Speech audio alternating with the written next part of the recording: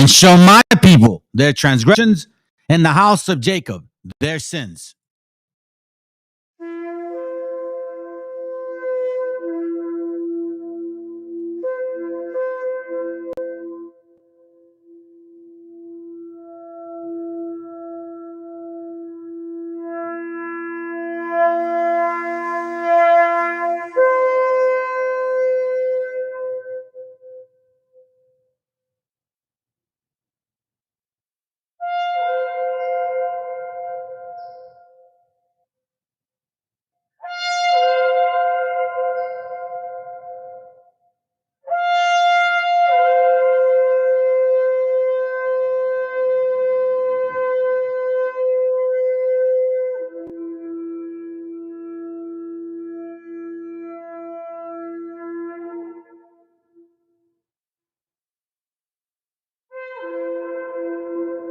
Copyright disclaimer.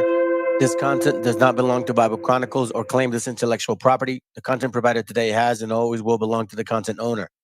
Bible Chronicles does not have any affiliation with the owner of this property. As mentioned, Bible Chronicles did not intend to make use of any material for the purpose of harvesting gain.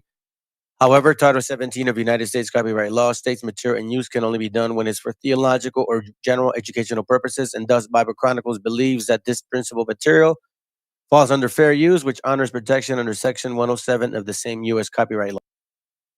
Firmeza y gran convencimiento, lo mismo que nos decía en el siglo XVIII el barón de Holbach, ¿no? Un filósofo francés de origen alemán. Si nos remontamos al comienzo, entonces hallaremos que la ignorancia y el temor crearon a los dioses. La fantasía, el entusiasmo o el engaño los adornaron o desfiguraron. La debilidad les rinde culto, la credulidad los conserva, la costumbre los respeta y la tiranía los apoya para que la ceguera de los hombres sirva a sus propios intereses.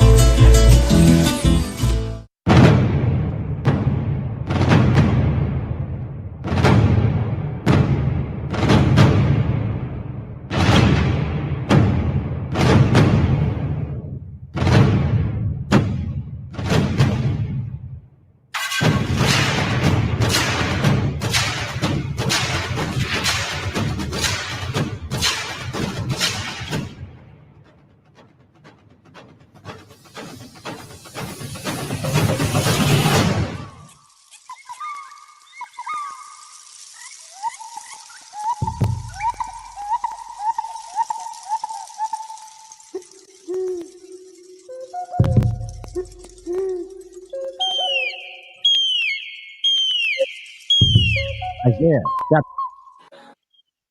Yep, that's real. The other one was a test. That one was real. Yeah.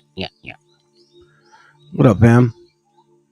Hope y'all doing good this afternoon or this evening. For you guys that are new, welcome to the channel, MESHIACHA Chronicles, known as Bible Chronicles, which is why you probably hear that this part. Copyright disclaimer. It says Bible Chronicles. I changed the name. Anyhow, we're in the third year now. Shit, man. Right? This is the month where I started the channel, man. That's pretty crazy. Yeah, back in 2022. But I came to this understanding roughly, officially 2018, but the roots started growing like 2016. Anyhow, what up, Kuya? Good to have you, bro. I was gonna do the live yesterday, and I told you too, and I couldn't, man. I got sick.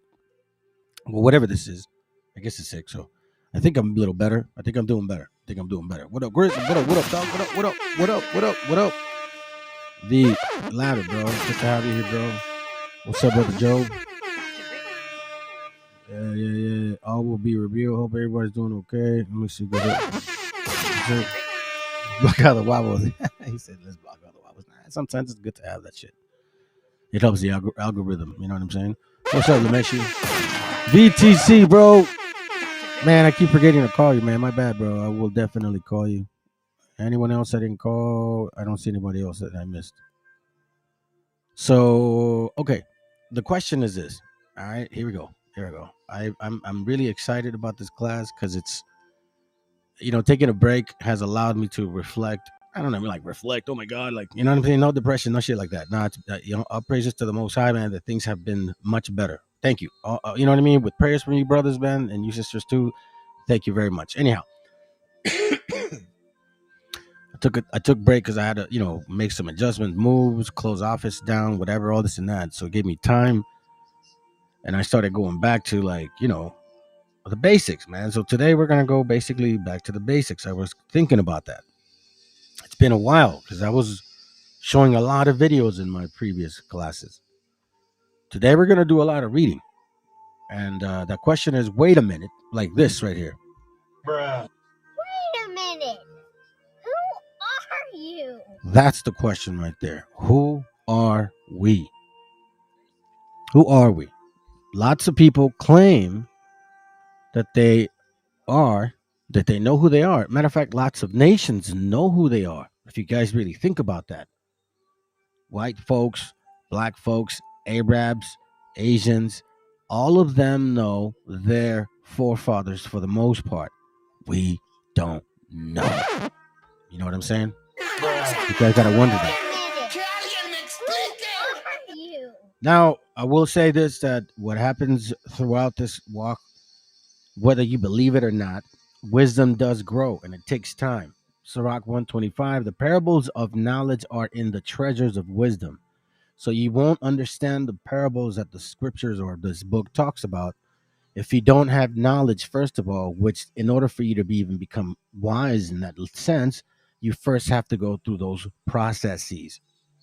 But godly is an abomination to sinner. The important part right now is the first sentence. The parables of knowledge are in the treasures of wisdom. Now, how does one gain wisdom? If thou desirest wisdom, verse 26, keep the commandments, and the Lord shall give her unto thee. Now, here it's a simple instruction. For the sake of time, let me continue reading it. For the fear of the Lord is wisdom and instruction. You see what I'm saying?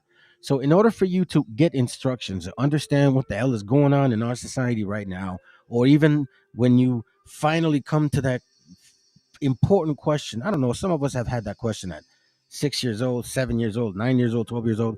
I had it very young. My daughter specifically had it very young. The question was, why the hell are we here? That was the main question for most of my life, my childhood. Not really all the time, but it was like, why the fuck are we here? What the hell's the point? I saw a lot of shit. I saw a lot of bad shit. At 4 years old, 5 years old, I saw people get shot, like literally, like like they're covering them up with plastic. You could see through plastic, but you see the blood all over the place. Now, it's not necessarily like, oh, this is so weird from everyone else what they've gone through. No, but the fact is that it has to make sense. Eventually, shit is just like bitter, bro. Like fucking life becomes bitter. Like you don't want to do this no more. Thank the Lord that He allowed me to get knowledge, to gain wisdom, to follow. To gain knowledge, or I should say, to follow instruction, gain knowledge, and then grow wisdom, to see the parables. And this is all has to do with pretty much how you really feel about this. I don't know, man. Faith that what you're trying to do correct in your life is going to pay off. I mean, obviously, hello, what the hell are we sincerely doing this for? I don't want to sin. I don't want to intend to sin. I'm not trying to not sin because I want some treasures. No, it's just that it feels good to avoid what that fear is. And what the fuck what if that shit is really real? And if I do fucking bad, like I'm done. You know what I mean? I don't want that. Anyways, without wasting more time, because I can't do that. Let me go to Isaiah 33 real quick, because I did have the reason for that. My bad, family. Sometimes I'll do that. I'll get into a little conversation here. Isaiah 33:6 says, in wisdom and knowledge shall be the stability of thy times. You see what I'm saying? So when you have this understanding, or at least this type of view as to what's going on currently and in the past, or at least with the information that's being provided to us. How do we deal with it, right? And wisdom and knowledge shall be the stability of thy times and strength of salvation, because there's a lot going on right now, man. A lot of shit's going on. Some of us probably do listen to politics more than they should, but it is what it is. So check this out. That was just one thing I wanted to share with you. So let's start and begin here real quick, okay? So the question is now, how or who are we? And how do we find out who we are? Here we got ourselves a book here. I think I've showed this to you guys before. Se llama este libro El Pueblo Hebreo por Julio. Sorry, let me see if you guys can see that. Yeah, you guys can. El Pueblo Hebreo por Julia Rosa Delany. Okay. Written in 1908 from the library of Luis Alberto Sanchez, the Pennsylvania State University Libraries. Okay. So you guys can actually see the actual source. And 1908 reprint. This is a PDF, obviously. But I want to focus on some of these words here real quick. Look at this. Quechuas. Del origen de los indios. Okay. Now, I want to focus on this word right now so we can get through this material. Now, you guys are obviously, this is not a difficult book to find on PDF. I would suggest to, take care of it. Look, 44 pages. It's not long. All right. You guys can read that shit. But I'm going to get to the points here. So what is it saying about these Hebreos? Okay. So let's go back. The book is called, my bad. Where are you? El Pueblo Hebreo. Okay. Now, then it says here, inserciones, bibliografía y crítica histórica. El oidor don Diego Andrés Rocha y su tratado único del origen de los indios. Okay? Now, here we start seeing this word often, Quechuas. So let's dig through it. All right? Let's go. Oh, no. Matter of fact, I missed it. It's because I was over there. So let's read at this point, and let's see what we get. All right, page 14. It's in Spanish, so you guys know this is a bilingüe channel.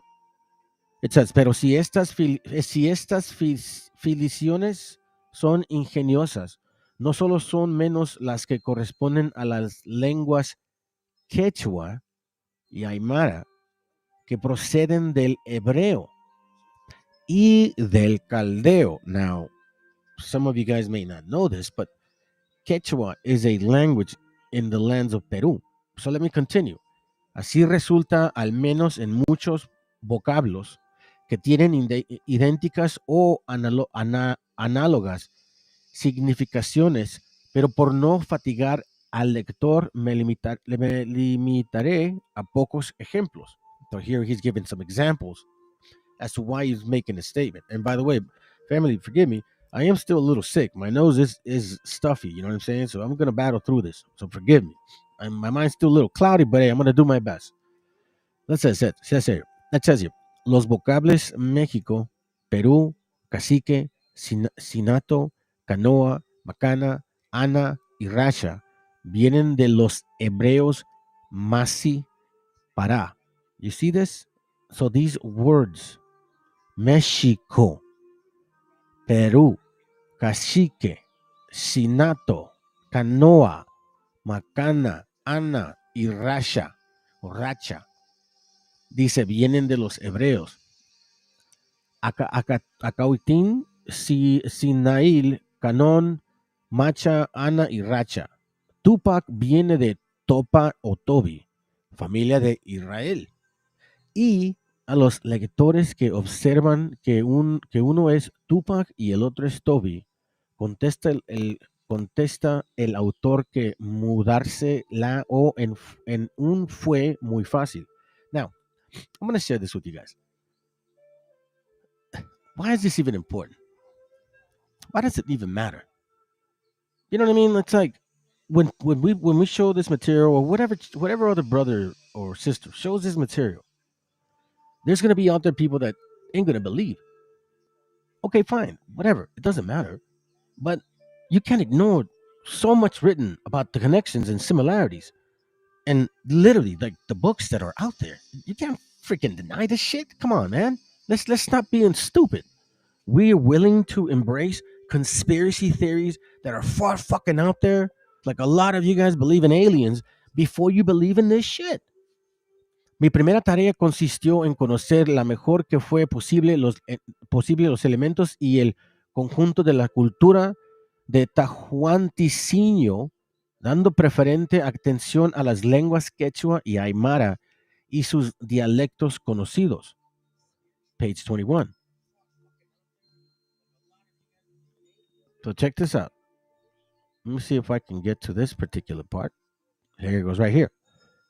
El primer ejemplo examinado detenidamente en vista de los trabajos de los egiptólogos modernos y comparado punto por punto con el imperio incaico, resultó muy semejante a este y que los rasgos comunes existen. You see what it's saying?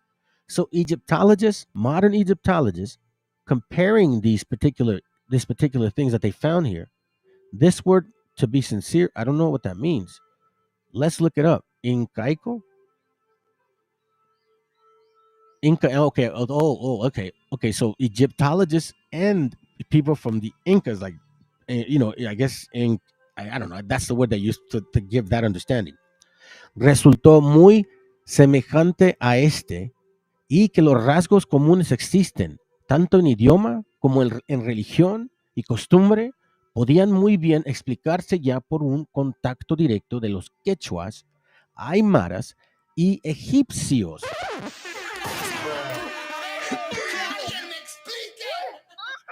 So the typical individual is just going to basically say, yeah, whatever, that's all BS. That's so-called whatever. Fine, so be it. But you want to know something? Since, like I said earlier, when we woke up to the question that I think all of us have had since we were kids, me personally, and my daughter, because I can only tell you that from that experience, is she was 4 years old, and she said, Dad, why are we here? What's the point?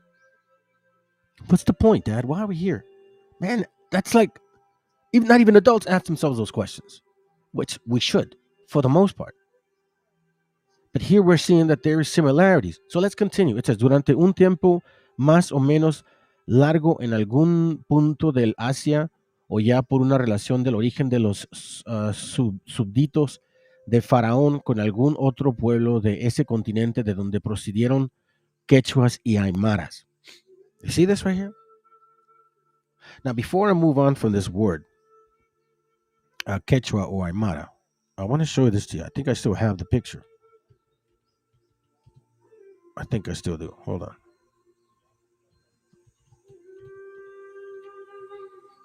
Look, is that it? No, it's Ayaman. No, I think I got it wrong. Anyways, let's continue. I thought it was the same word, but it's not. Anyways, so let me move on to the next word. Okay, so now we see Quechua, Aymara. Now check this out. All right, in the same book. All right. Let me spell it out. Caldeo, way. Caldeo. Okay, so it brings us back. I thought I could find more. Caldea or Caldeo? Huh. That's weird. Okay, that's all good. So now we go through this book again. Same book. Again, I welcome you guys to download and get it PDF, El Pueblo Hebreo, por Julia Rosa Delani. Okay? So let's go through the words. It says here, page 8. La otra observación es asunto de la conciencia. Advierte el doctor Rocha que los hebreos establecidos en la América del Sur y México, o sea, nuestros indios, no están manchados con el crimen de Calvario por no haber concurrido a él, puesto que vinieron 1000 y tantos años antes del nacimiento de Salvador, meaning the Messiah, 1500 years before him. Correct. The actual expulsion of the 10 tribes was around 500 BC, 535, 38 BC. Prior to, that's when they left officially. So if you think about that, that's 500 years, not 1500 years. So, but anyways, let's conclude. That's not the point. It's that same page. See, once again, it's talking about que las lenguas quechua y aymara proceden del hebreo. Now, where this, before I go, Quechua language. Quechua language, sometimes written in Quichua or Quechua, is language spoken by 8 million people in South American nations, Peru, Bolivia, Ecuador, Argentina, and Colombia.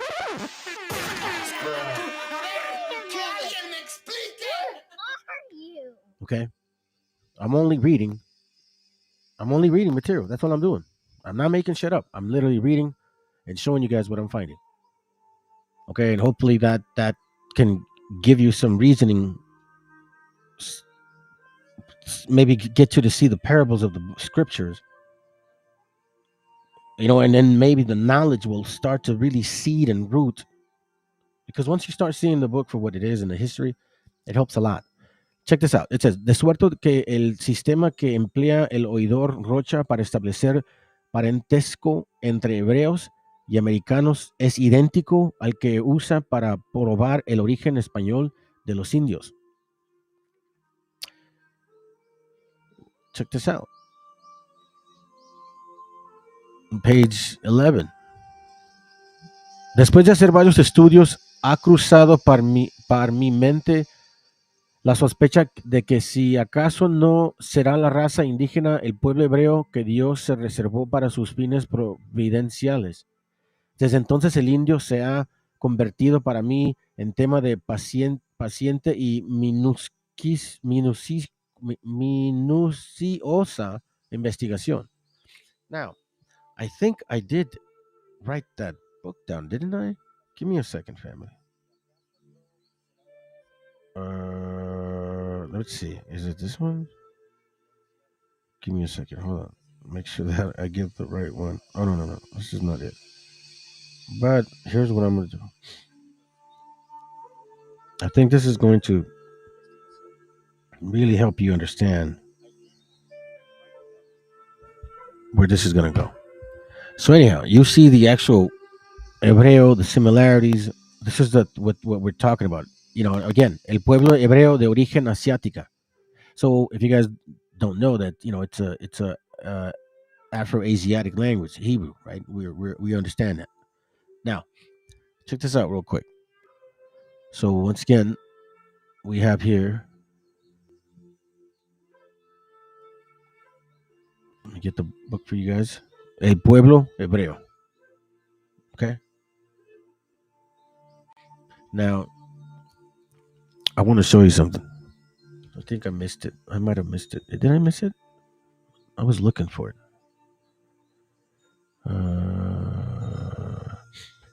They had mentioned this name. Give me a second, family, because I thought I put my notes in properly. I wanted to show you something that I noticed from this brother. I was in a hurry. I didn't write it down that properly, maybe. Let me see the name. Okay, I think it's here.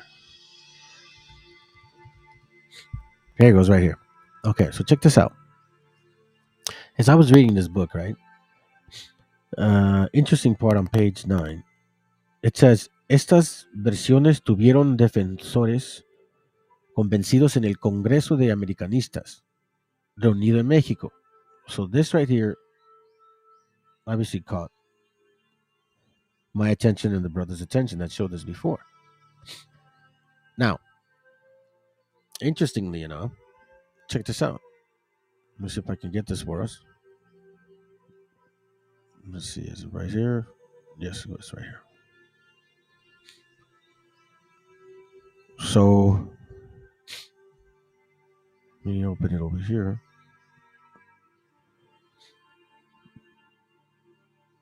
Page 280. Check this out. It references it.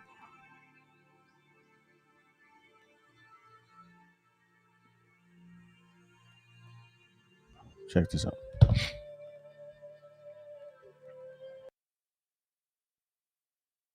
Hey, check it out, fam. What I'm trying to do is this. All right, matter of fact, let me just kind of bring you guys into the board because I don't want you guys to think that I'm like misleading you. So we have a series that I want to finish, right? And it's this one right here. And as I was going through my notes, I realized that this video, which happened to come on my feed, which I did a long time ago, covers a lot of the small details that I wanted to bring out. So I thought it would make more sense to just present this to you so then we can cover the other parts that are also as important. Because as in case you don't know, I'm going to show you more books here throughout the video. And one of the books that I want to reference, one of the books that I mentioned and I don't get into is called well, it's not called Salvador, that's the writer. Vida del muy magnífico señor Don Cristóbal Colón by Salvador de Madariaga. And here, he expressly confirms and admits, just like Weisenthal, the other so-called self-proclaimed Jew that was hunting down Nazis, they both admit that the origin of Cristobal Culo Colon is a self-proclaimed Jew, you know? So and in this book, it also mentions why they gave us encomiendas, why they presented slavery in that way, and also why does not that ever get mentioned throughout history que de estos pinches judíos esclavizaron a nuestra gente, and it was these self-proclaimed Jews that gave us encomiendas. So I thought it was important to show this particular part because I'm going to bring up a lot of books in this particular video here. And I figured, why the hell redo it when this is actually good enough so we can move on to the other section? Let's go.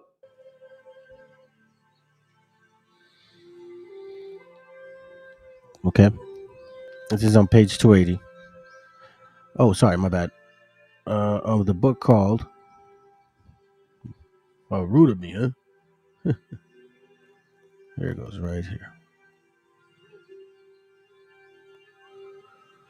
Reunión.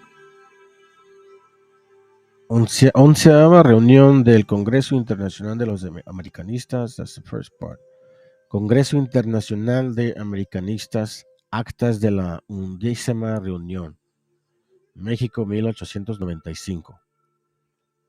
Imprimado, me imagino, en 1897. Ok. So vamos a ir a página 280. Oh, my bad. Went too far. There it goes, right here, coming up. It says here. Okay, let's read it.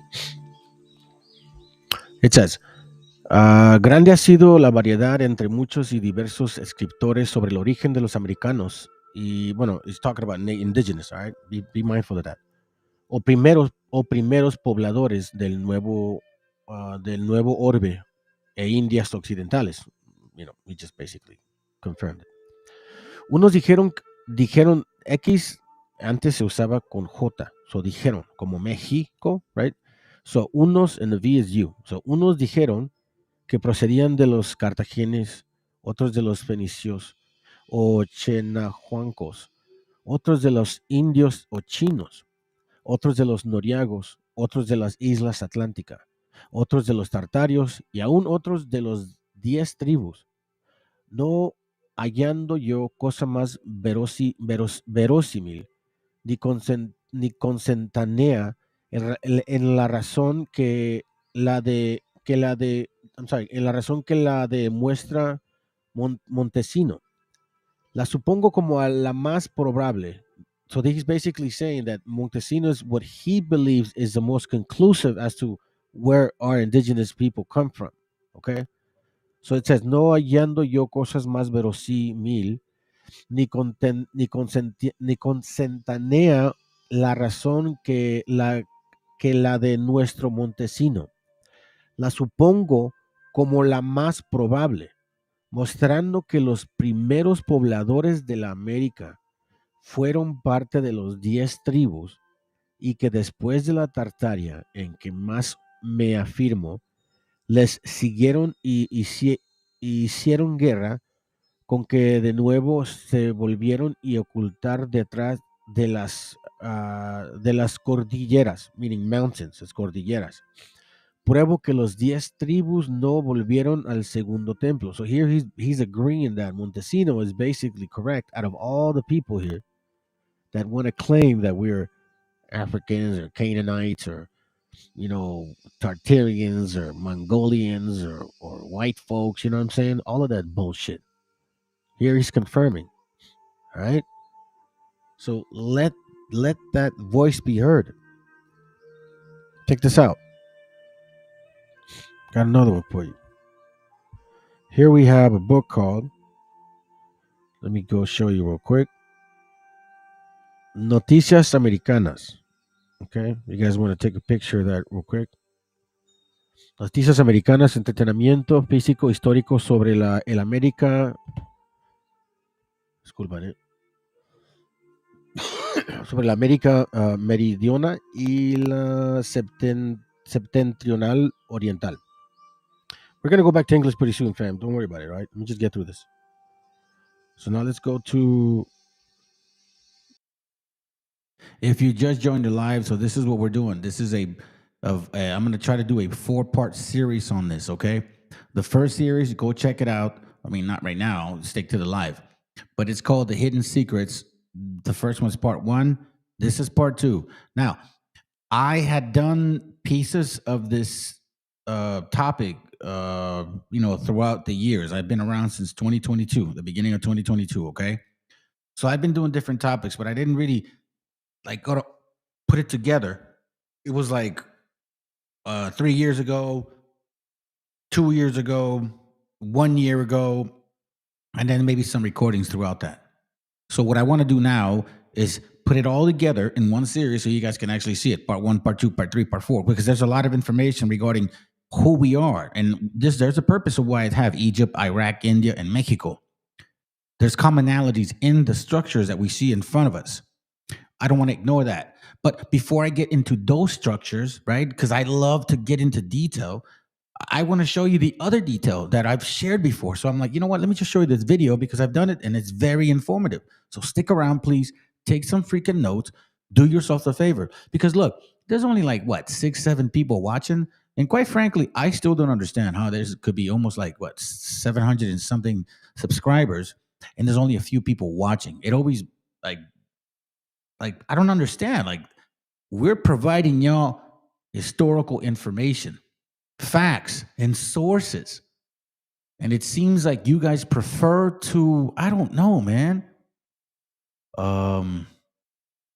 Listen to chismes, homies. Straight up, bro. Let's go. Let me see if I need to. Yeah, let's go. I'm going to go to page just real quick. Thank you, brother, for providing this info. Appreciate you very much.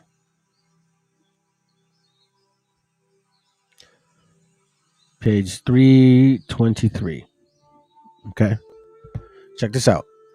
Look what it says. It says, sobre el idioma de los indios y juicio del modo en que es regular que se poblasen las Indias. Es opinión, listen to this, okay? Pay attention. Es opinión muy válida entre las personas eruditas que poseen con perfección la lengua quechua, traer esta algún origen de la hebrea. You see what it says? Es opinión muy válida, meaning it's of a high opinion between people here that the Quechua language has a perfect origin to the Hebrew language, con la cual le hallan mucha semejanza, porque aquellas palabras que en la Sagrada Escritura se conservan de este, y siendo en la pronunciación y en el sonido iguales, no dejan de ser bastantes las que se notan con esta íntima semejanza, de suerte que juzgándolo por este principio no admite duda guardar entre sí muchas consonancia, disculpen. Resta saber si el significado que tiene en el hebreo, en la hebrea, es con precisión el mismo que en la otra, porque las palabras de la Sagrada Escritura que se hallan en el quechua son por lo común aquellas en que los intérpretes no se han hallado conformes. Wow. So here you can see how the similarity in the language it's so similar. Check this out. It says here, desde la infancia que la hablan y entienden en toda su fuerza, por serla natural como a los mismos indios, poseían el hebreo antiguo con la misma perfección. Bro, y'all got this is heavy fire right here. That the children, right? They were basically natural. Like, okay, I'll read up a little bit here. It says here, no siendo extraño que en solo uno se parecen sin su de ser lo mismo en el significado para poder determinar sobre ello con propiedad. Será preciso que los sujetos instruidos en la quechua desde la infancia que la hablan y entienden en toda su fuerza por serles natural como a los mismos indios, poseíense el hebreo antiguo con la misma perfección y entonces podrían hacer la comparación de una con otra y por la semejanza de algunas frases, de las expresiones y de los nombres de las cosas vendrían en conocimiento de la igualdad con que conversar entre sí y tal vez no sería difícil darle la interpretación que si quiere a las que se mantienen en obscuridad en hebreo. Bro. Wow.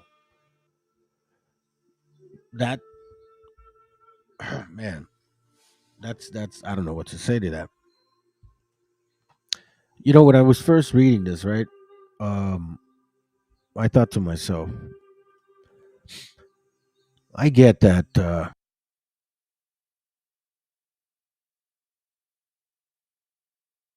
hold on. Yeah, you have a good point, bro.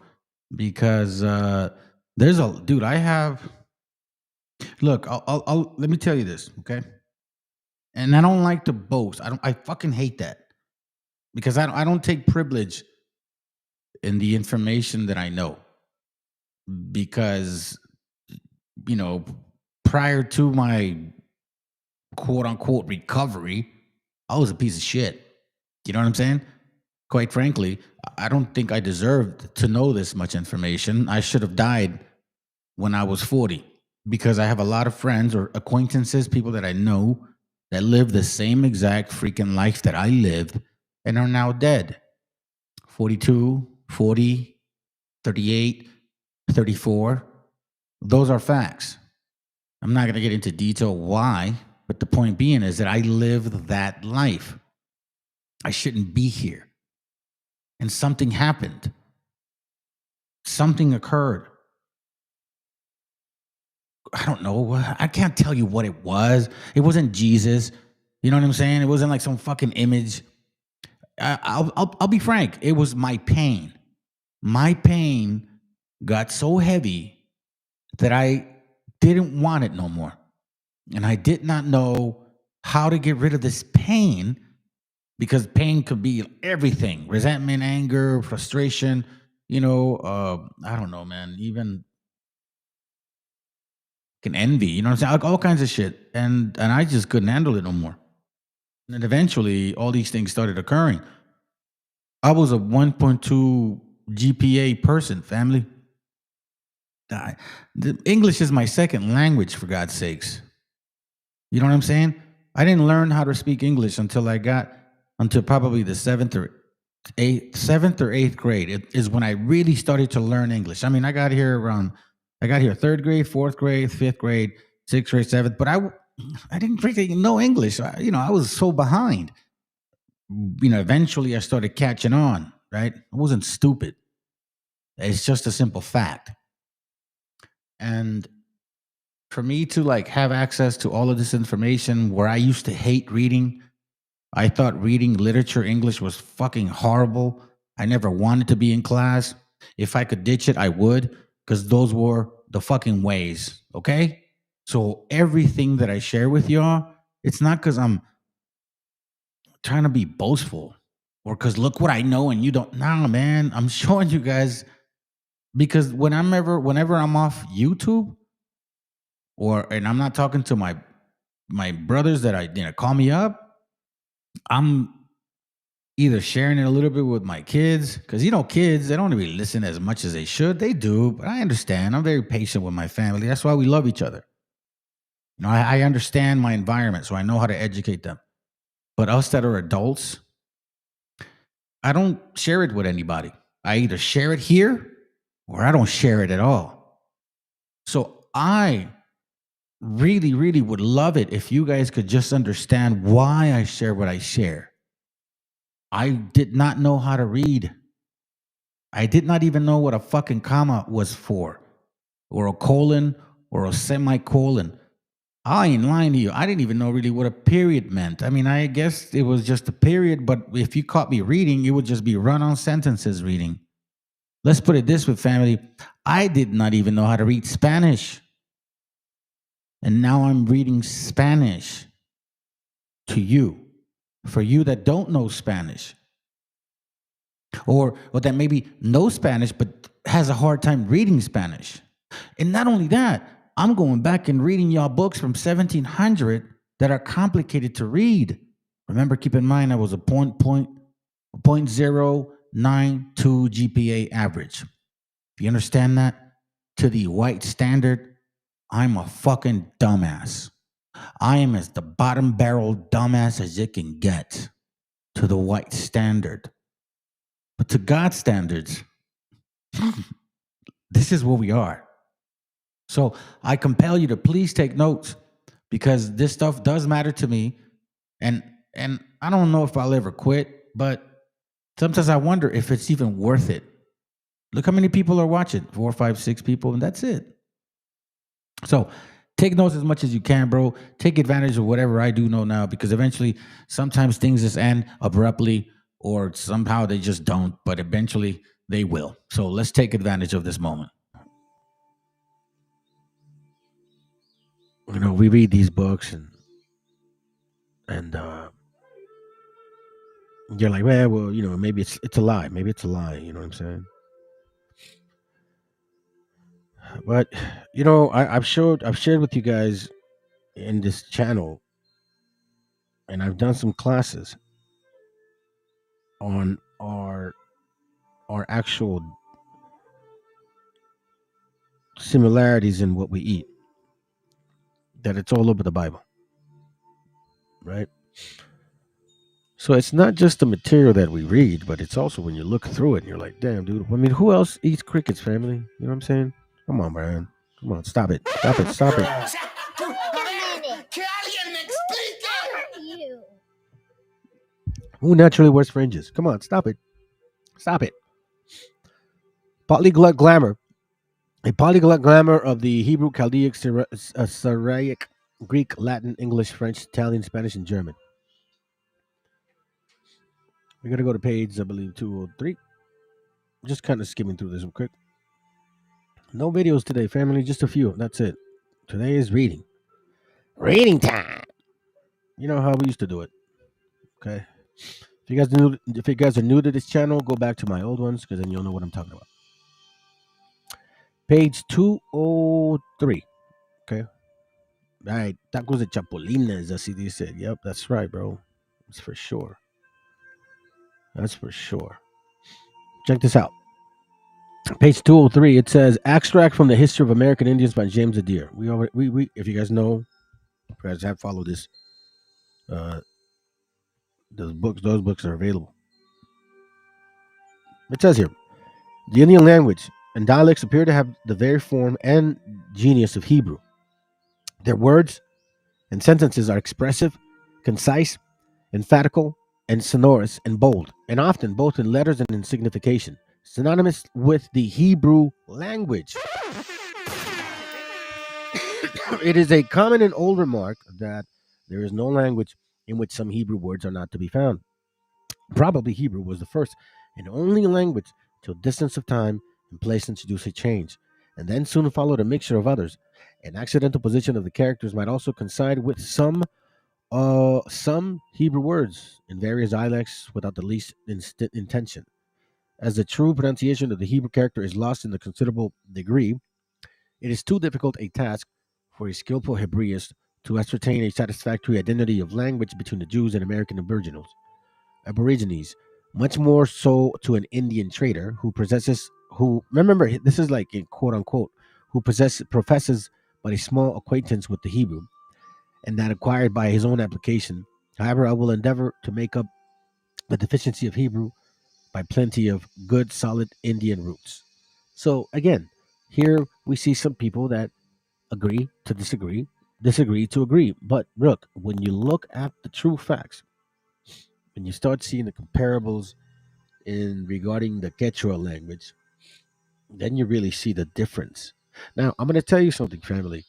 Nobody in this time, up until 1520, was really, how can I say this, was really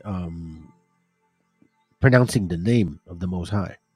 Up until 1540, I believe, it was actually used once more. You got to think about that. Now, why am I sharing this material to you? Why is this important? It's extremely important because I'm going to express to you now why all of this matters. Show you something real quick.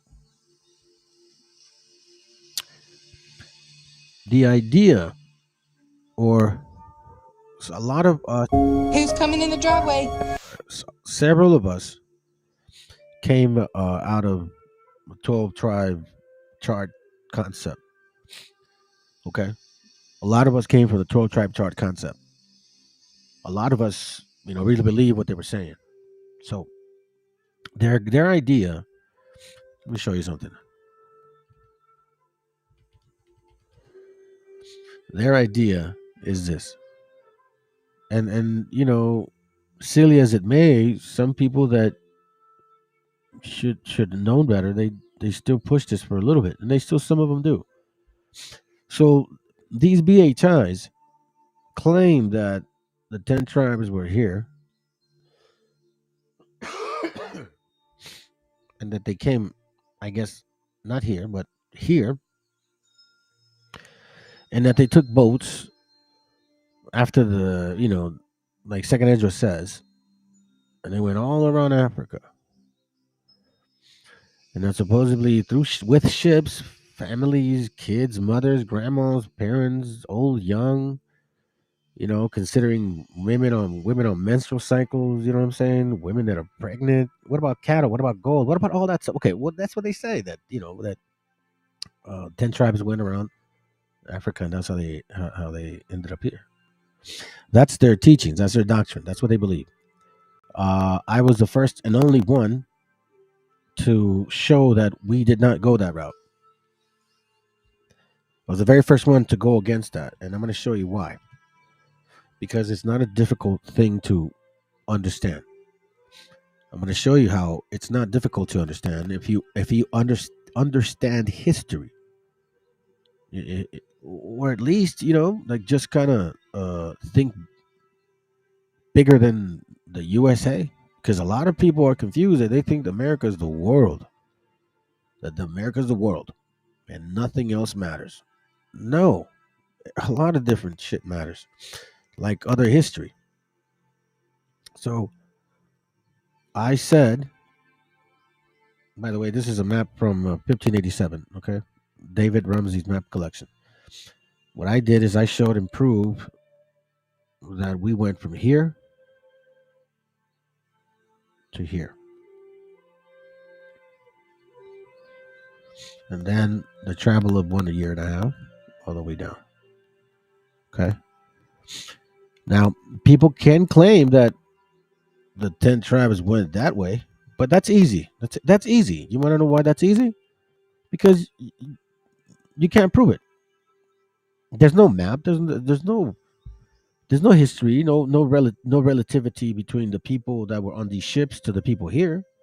No, they said that the 10 tribes. By the way, they were all mostly African American looking because that's what they teach basically too. Don't forget that either. You guys really need to know the doctrine. They said that they went all around this way. You know what I mean? So I disagree, 100% disagree, because we have proof, similarities, statements, historical recorded conversations about the similarities between people. Some deny who we are, but yet put us right smack bottom in the middle of all of it. Okay? So now, why do I believe we went that way? Okay, you got to remember that in 535 BC, there was rulership in kingdoms. And I'm going to show you that the rulership in kingdom that was here, okay, there was no way that the 10 tribes would have gone that way. No way. Because some people believe that. Also, some people believe, like, you know what I mean? Some people believe that they did go into Africa. Some people believe that. Some people believe that they went all the way to north, to Europe. Seriously. But the majority of proof and the majority of the books written about who they may be or where they may be all lead to this here, to this land here. The majority of the material books and findings all end up here, all over.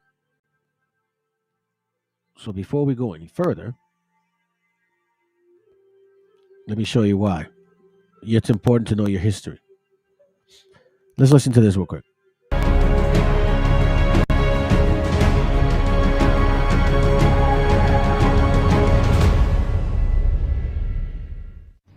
The ancient Egyptians built one of the greatest empires in history, and despite facing many difficulties, managed to maintain their sovereignty over almost the entire Nile River Valley. But Africa has always been a gigantic continent, inhabited by many different peoples. Some wanted to conquer the fertile lands of Egypt. Kingdoms and tribes with origins in Libya, Syria, and Turkey were constantly fighting against Egypt. But there were a people whose tenacity and courage frightened even the powerful Egyptians. The Nubians were an African people who lived in the Nubia region, in today's Sudan. The Nubian people have been living in that region for a long time. By 3100 BC, there would be Nubian villages along the River Nile.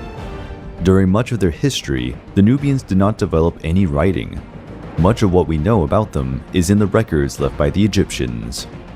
The Nubia was a region rich in gold veins, semi-precious stones, ebony wood, incense, and ivory.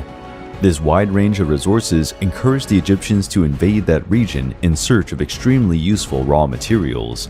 The Nubians resisted the Egyptian invasions as much as possible, but they were militarily inferior and were progressively pushed south. Due to the various periods of instability in Egypt, the Nubians were able to organize more effective defenses. During periods of peace, Nubians and Egyptians traded and shared different forms of knowledge. During the reign of Pharaoh Thutmose I, the Nubians were part of the Egyptian Empire, but that dominion quickly collapsed, and the Nubians established a unified kingdom, with Napata as its capital. The Nubians thus founded the Kingdom of Kush, which would become a respected African power. The term Kushite Kingdom comes from the Egyptians, who called the Nubian Kush. The founder of this new kingdom was a tribal leader named Alara, who became king of all the Nubians. With the Kushite kingdom established, the next step was to ensure its defense and economy. For this, Alara's successors reigned successfully, strengthening the kingdom and expanding their domains.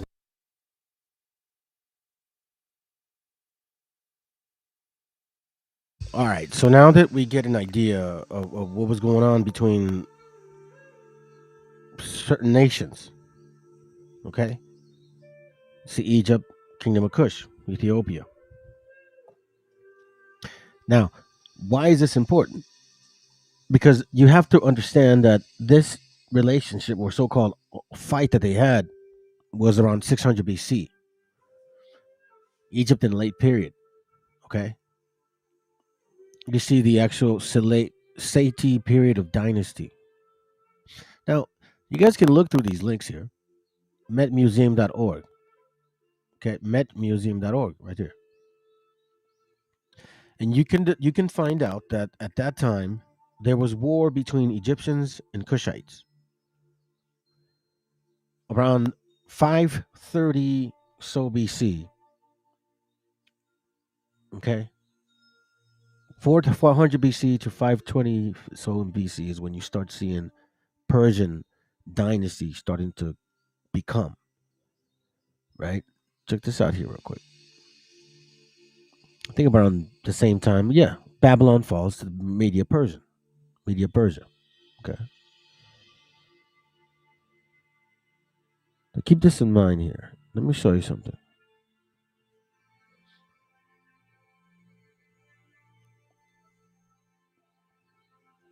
Let's see if it's here. Is this it? No, this is not it. My bad. This is not it. Oh, here it goes right here. My bad. So here's a kingdom, Cyrus. Okay. This was the kingdom of Cyrus when he freed the Israelites, the 10 tribes, when they were allowed to move and go. Okay. You have to know that that's what was going on at that time. That was the actual land that the Israelites dwelt in. Okay. Now, in case you guys don't know, and I hope you do, but for the sake of at least touching on that subject, this is who King Cyrus was. This is from a book called Conscious Dictionary of Ancient History. Cyrus the Elder, surnamed the Great King of Persia and founder of the Persian Empire, according to his own statement in the inscription on the cylinders discovered in the ruins of Babylon, he was a son of Cambyses, the son of Cyrus, the son of Typus, and the son of Echemenus, I guess. Cyrus overthrew Astyages, blah, blah, blah, blah.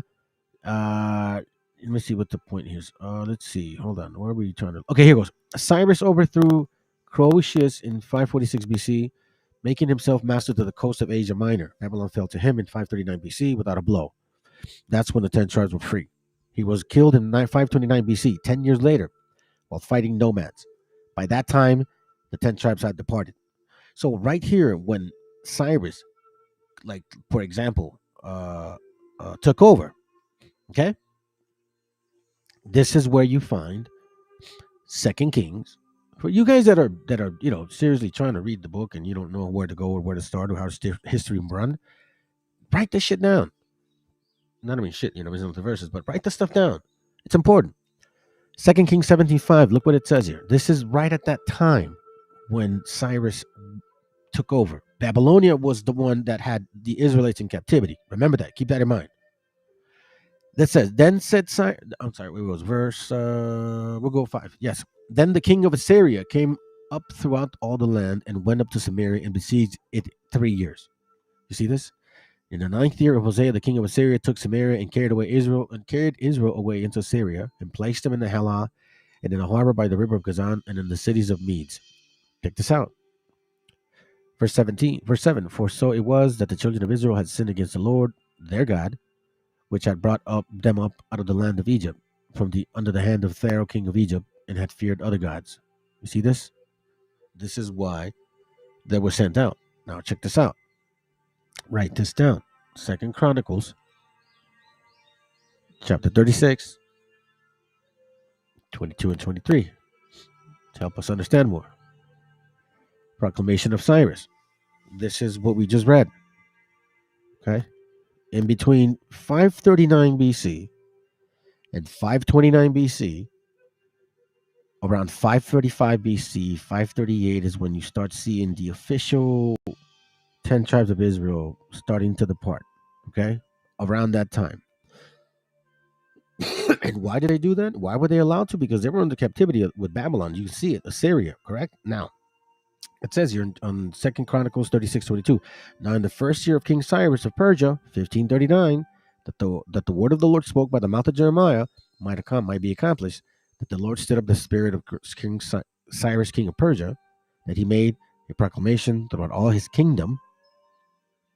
Throughout all his kingdom. See? Right here. Throughout all his kingdom. Because that's what he owned. That's what he ran. That's what he handled. Right? He wasn't proclaiming all lands that he didn't conquer. No, that's not what he did. Then it says here that he made a proclamation throughout all his kingdom and put it also in writing, saying, Thus saith Cyrus, king of Persia, all the kingdoms of the earth had the Lord God of heaven given me, and he had charged me to build him a house in Jerusalem, which is in Judah, who is there among you of all his people. The Lord his God be with him, and let him go up. So now he's telling them they're free to go. They're free to go. Okay. So now let me show you something real quick so you don't get lost in the sauce. Here in Ezra, which is the following book, first chapter, it's giving us a little bit more clarity. Okay. He just said it in general in Chronicles. It's generalized. Now it's a little more detailed. Ezra 1:1. Now in the first year of Cyrus, king of Persia, that the word of the Lord by the mouth of Jeremiah might be fulfilled, the Lord stirred up the spirit of Cyrus, king of Persia, that he made a proclamation throughout all his kingdom, and put it also in writing, and saying, Thus saith King Cyrus of Persia, the Lord of God of heaven had given me all the kingdoms of the earth, and he had charged me to build him a house in Jerusalem, which is in Judah. Who is there among you? You see this on the previous one, just for the sake of you understanding what we're missing here. The previous one, he didn't say that. Okay. The following one, in verse 3, is when he concludes.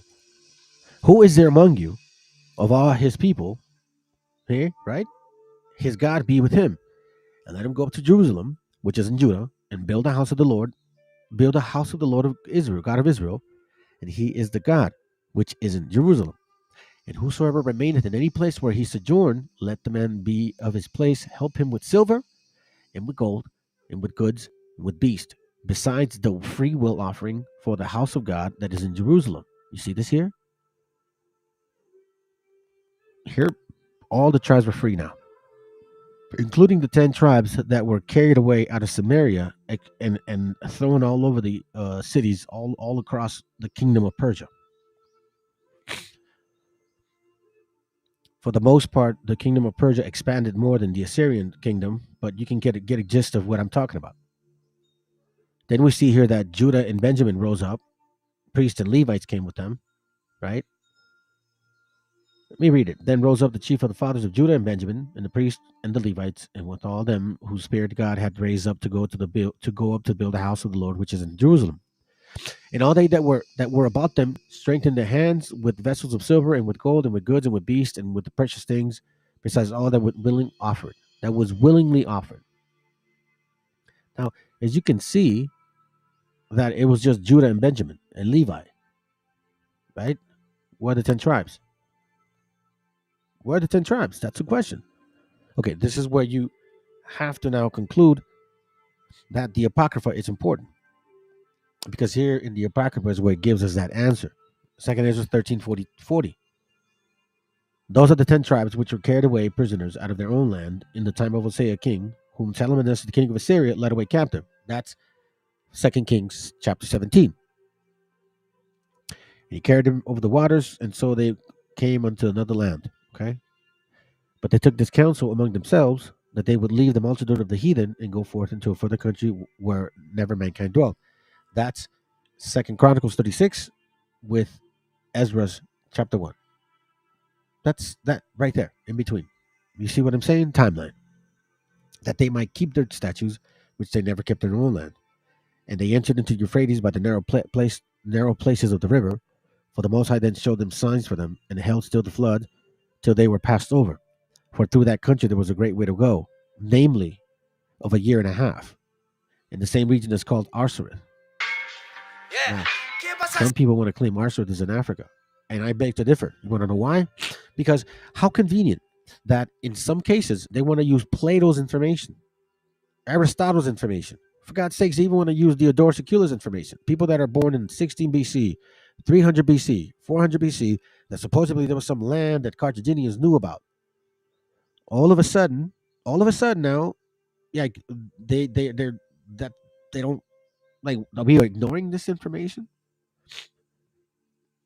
Because from what we understand, the Carthaginians were actually, shipping merchandise. That family.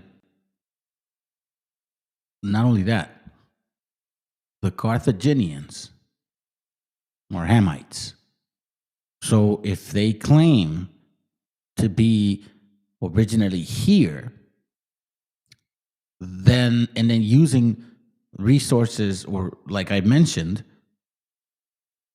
clearly stating Carthaginians, Phoenicians, that whole lineage of Ham, right? So then you're admitting that you guys are Hamites. Even if we took your theory by, for word that you were originally here, well, you're using resources or sources that express the fact that it was Hamites that were supposedly doing that. So you're calling yourself a Hamite indirectly. And then when we call you a Hamite, you get offended.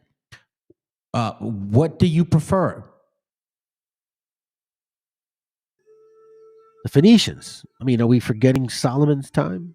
Tyre, Zidon? Are we forgetting who the actual navigators were of that time? You telling me they never went around Africa? Come on now, man.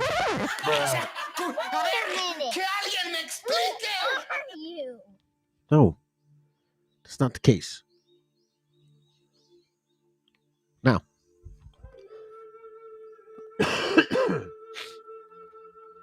here's this map that I'm trying to show you. Okay. Kingdom. Now, you see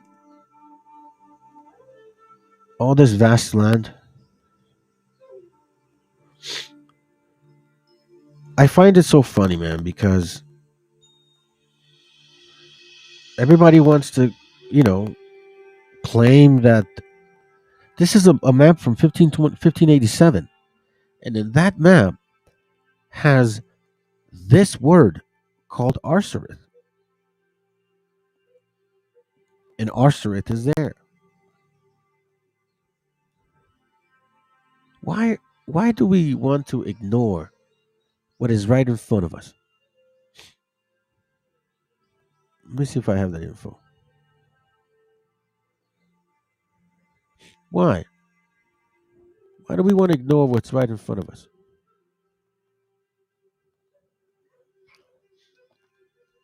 This is from a book, Relatinio. Well, it's Italian. I think it is. I think it has to be from 1599. Okay, 1599. What's that word you guys see there? Arsareth. Now I know some of you guys are probably going, I can't see that. Well, check it out. You know what's so even more interesting about that? You see that word right there? It says Chicana.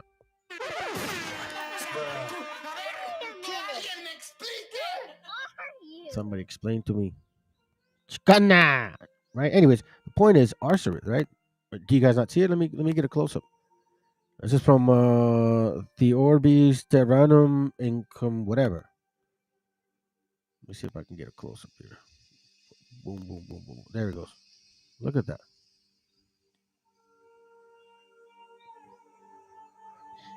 Arsareth.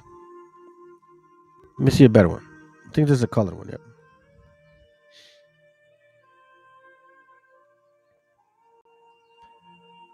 Oh, my bad.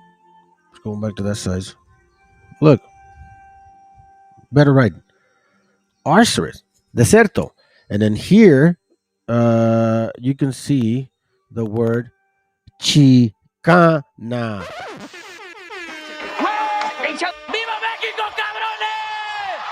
In 1599, they knew that word, Chicana. Chicana. Look at that. Tijuas, güey.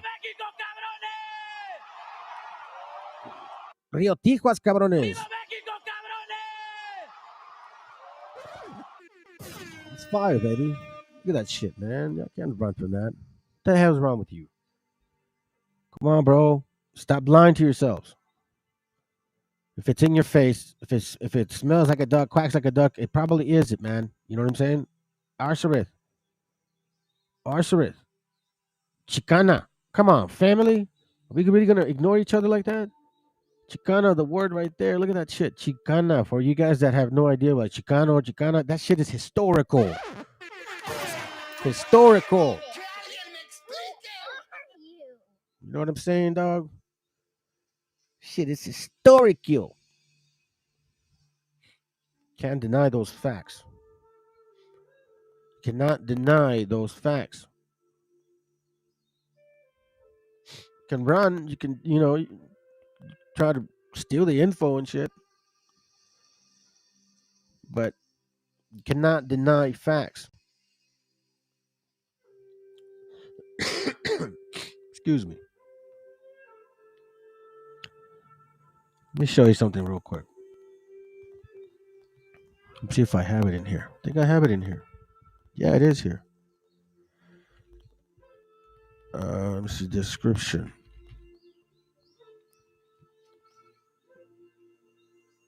Check this out. This is from a book called Descriptions of the Indies 1620. Okay. And it says here on page 21, but it goes by, I guess, numbered sections.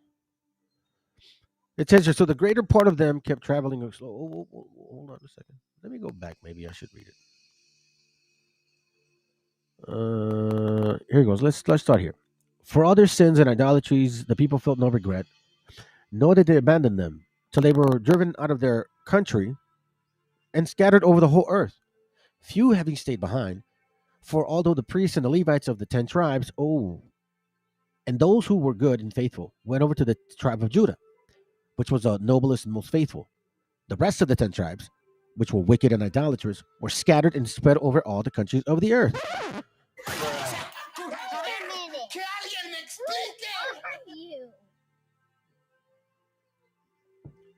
Now, check this out.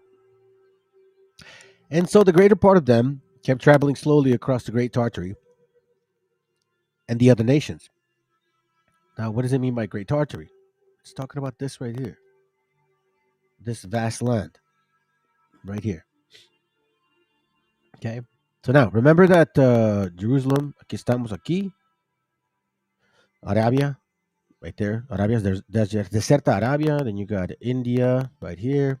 Then you got Asia, you know what I'm saying? All of that. Then you got Tartary. Matter of fact, it says Tartary here too. I think it says it right there. Tartaria, if I'm not mistaken.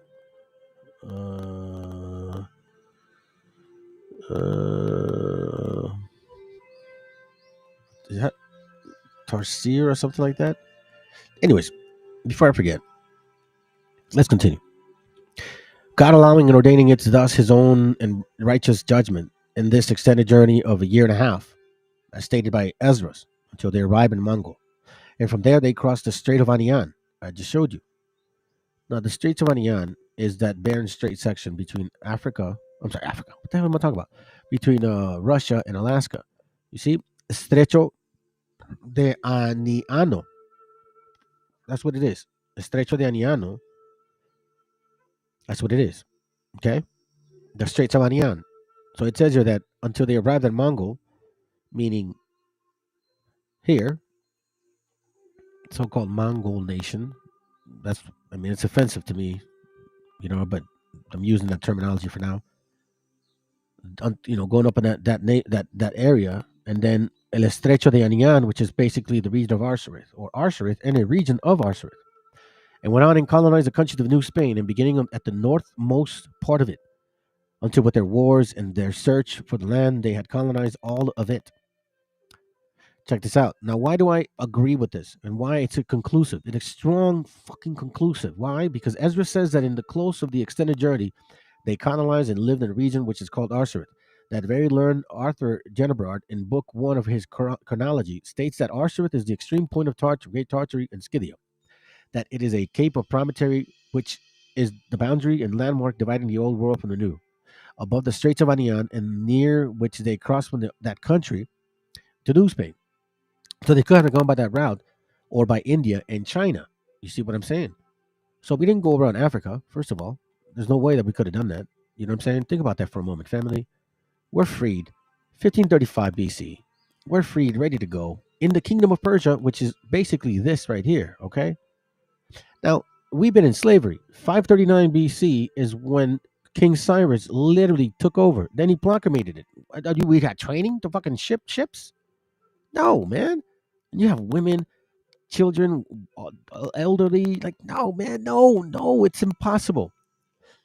However, we can testify that we could have gone this route. You know why? Because we have a lot of similarities with the people here. Matter of fact, a lot of the food that these people eat here to this day, we eat the same fucking food that they eat. Some differences. And if you really think about it, all the people in this region, right? All of these people, they resemble all of these people for the most part, all across. Not just one particular so-called phenotype. That's why you can't get so stuck on that. Anyway, so here we see the Strechos de Anian, right? Okay. Now, why do I agree with this? It says here, so they could have gone by that route from Jerusalem, going west to east, and by India, and then going north up to China, since they're in the region of Cathay, the people inhabiting that country, hear this, keep the Old Testament and the law of Moses, although with many superstitions besides, meaning that there is a trace of their passage.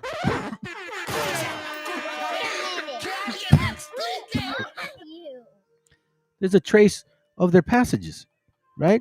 But if you say that you went around Africa in a boat, you can't trace that shit. But we can trace it with history, similarities, customs. I'm going to show you something. This is full and sufficient proof that the members of the 10 tribes, listen to this. This is a full and sufficient proof that the members of the 10 tribes passed through there and settled there, since that is clear from their observation of the law, meaning here.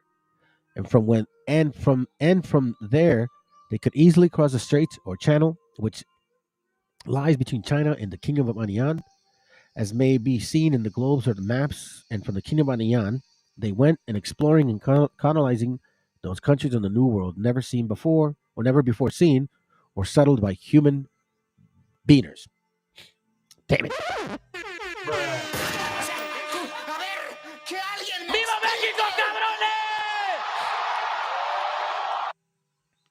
Now, let me show you an example why even those that wanted to claim that we were just heathen, right?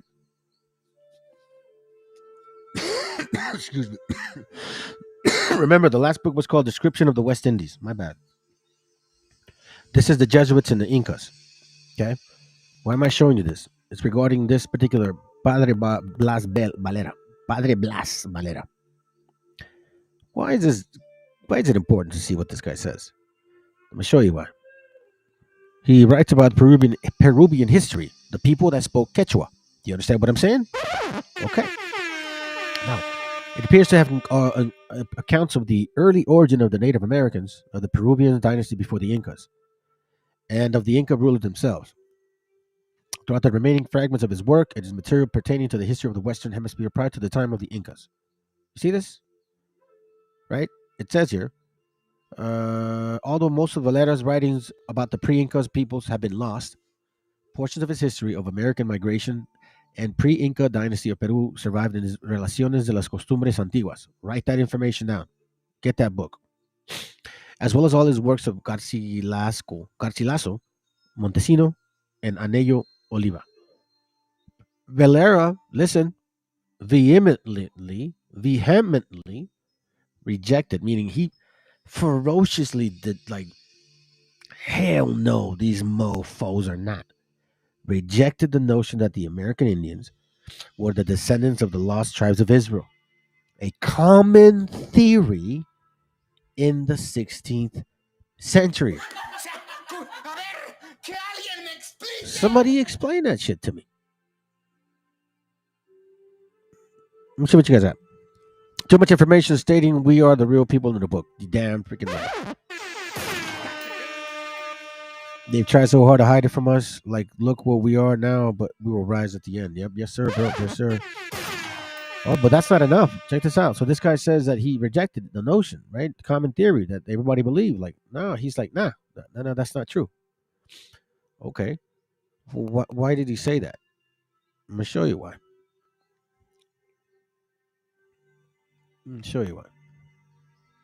The following page says, a few sections that remain of Valera's work on this subject. He apparently speculated that the people of the Americas, listen, originated from the ancient Chaldeans.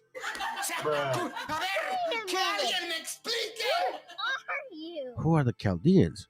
Remember the word Hebreo? And I was looking for Caldeo. That was the word I was looking for. So he says that we're not Hebrews or Israelites or 10 tribes. He says, no, these guys are pagans because they are of Chaldean descent. Who once lived in the plains of Shinar in the Persian Gulf.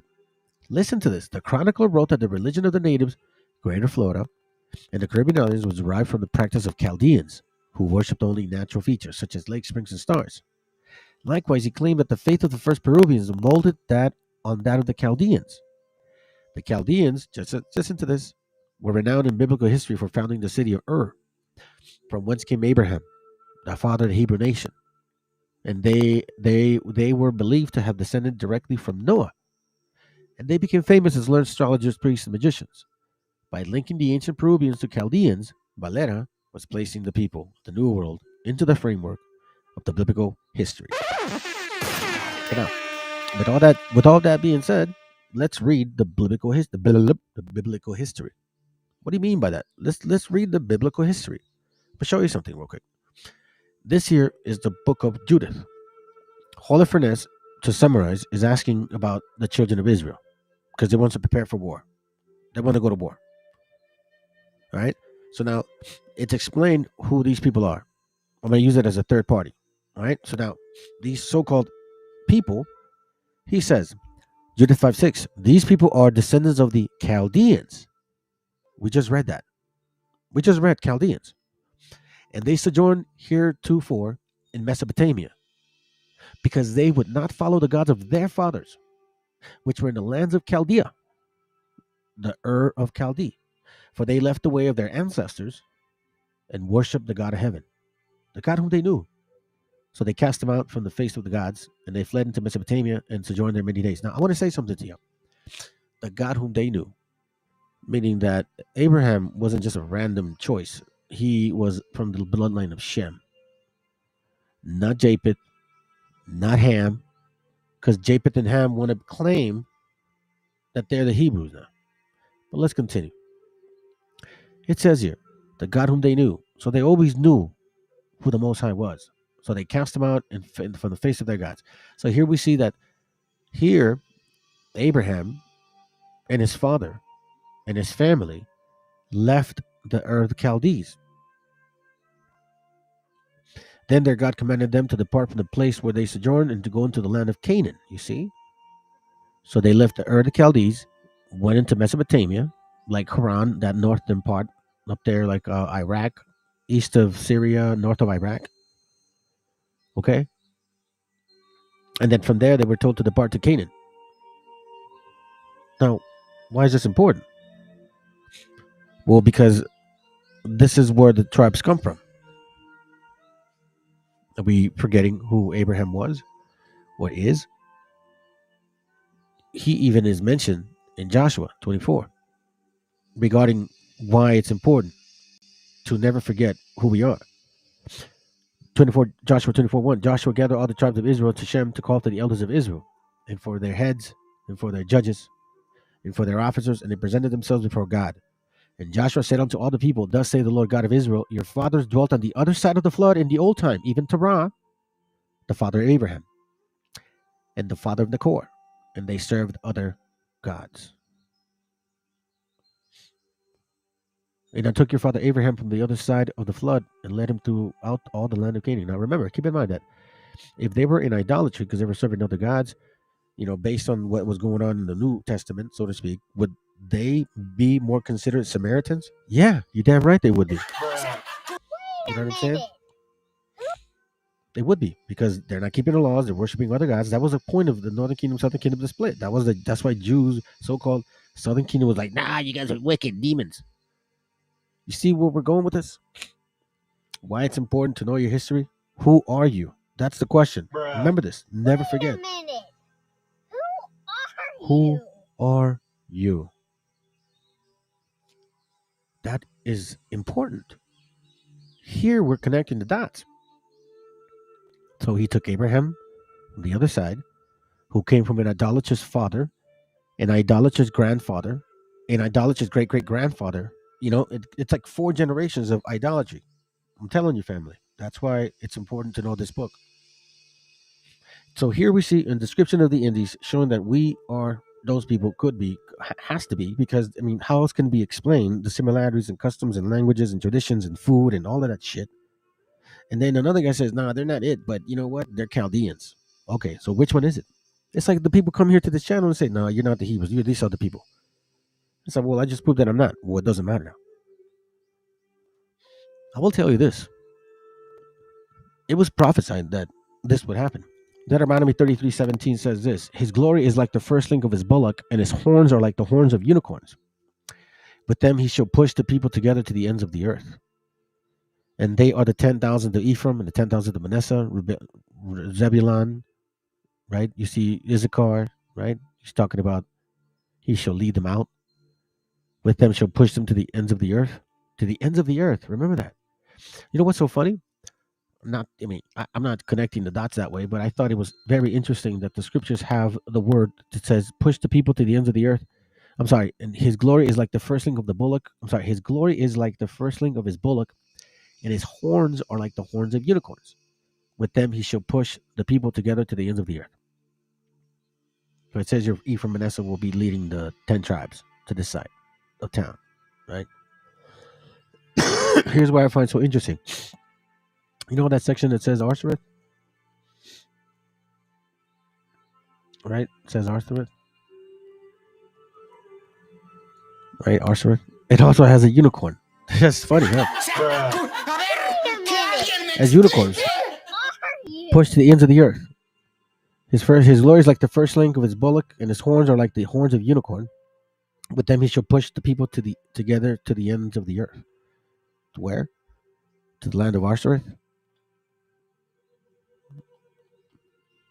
Traveling somewhere? It even says it in Baruch. Check this out. Baruch 4:36 says this. Write this stuff down. O Jerusalem, look about thee towards the east, and behold, the joy that cometh unto thee from God.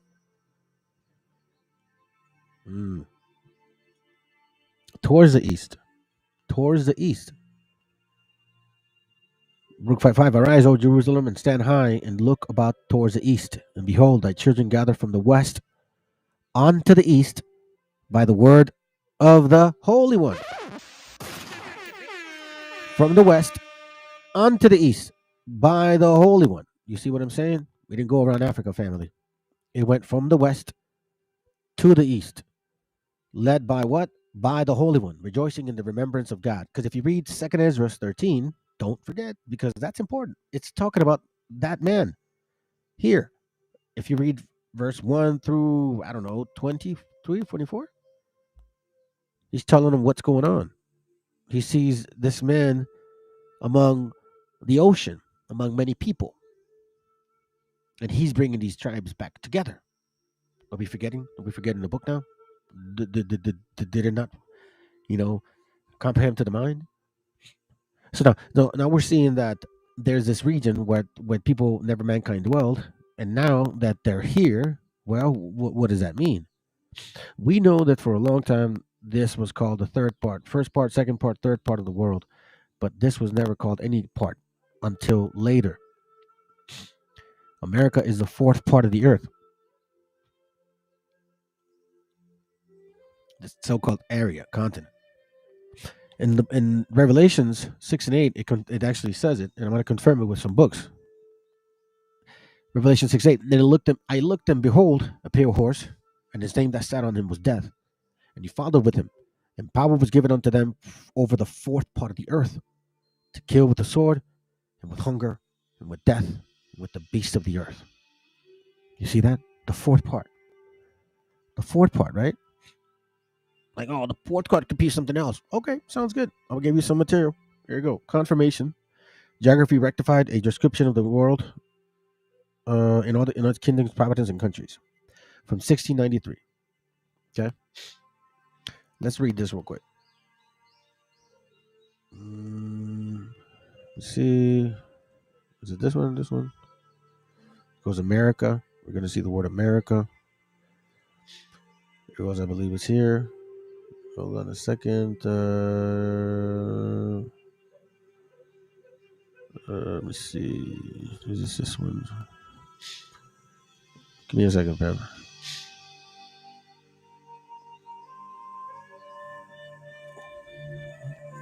Man, I used to find it real easy. Now I can't find it anymore. Here it goes, right here. On page 5. Okay? On page 5 it says, according to the greater integrating parts thereof, the ancients divided the whole earth into 3 parts. For example, Europe, Asia, and Africa. Okay? 3 parts. To which now added a 4th. America. These are again divided into provinces. So now the 4th part is who? America. America is the 4th part. So we see this here. Now, I'm going to show you something real quick. This is a very, very heavy duty book here. And I don't know how else can it be concluded. Because when I read this, I was very amazed.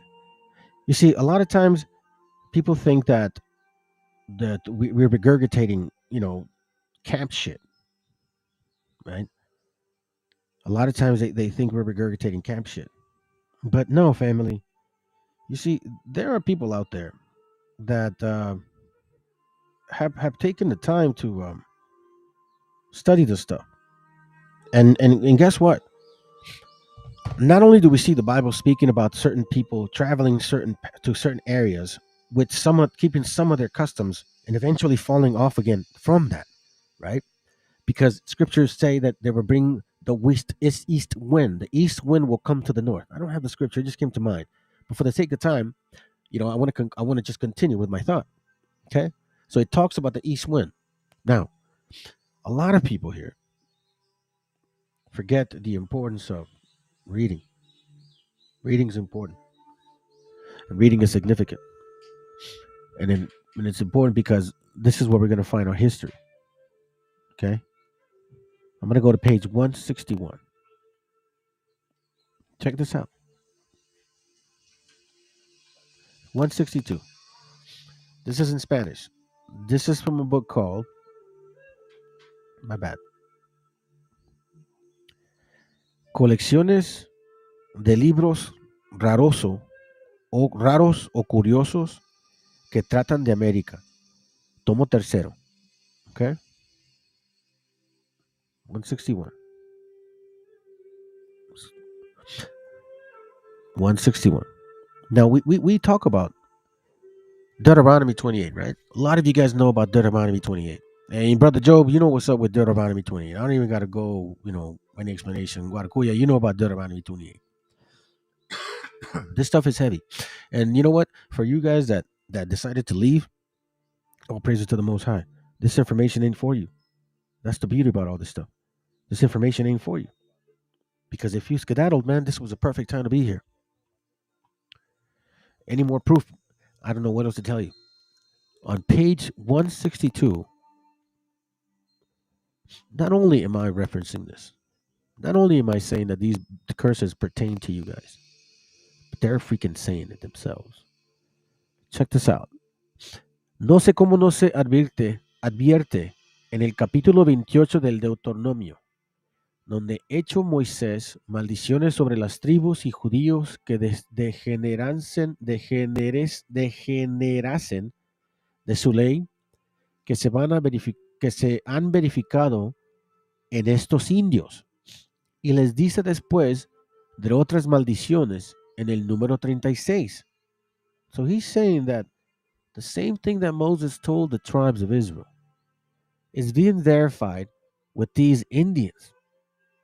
He goes, for example, in verse 36, a ti y a tu rey y a tus padres e hijos es entregado Dios a otra gente que tú ignoras. Y más abajo.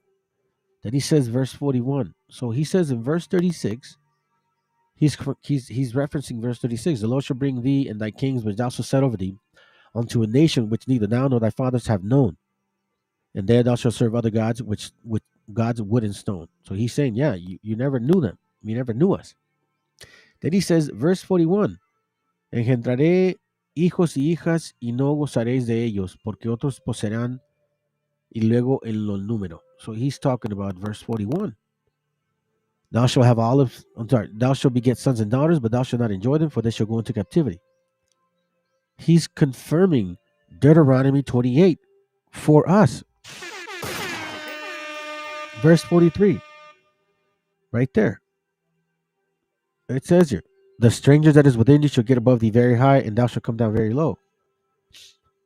It says, las alienígenes que vinieron a vuestra tierra tendrán dominio sobre vosotros, siendo ellos sus superiores, superiores y vosotros inferiores.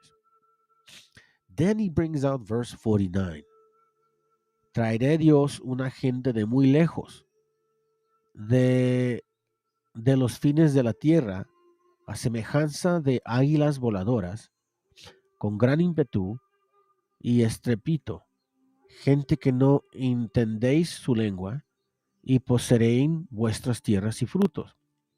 Y después de otras maldiciones, les dijo Moisés en el número, desparramaremos Dios por todos los pueblos de la tierra, desde lo sumo y alto de ella hasta los términos.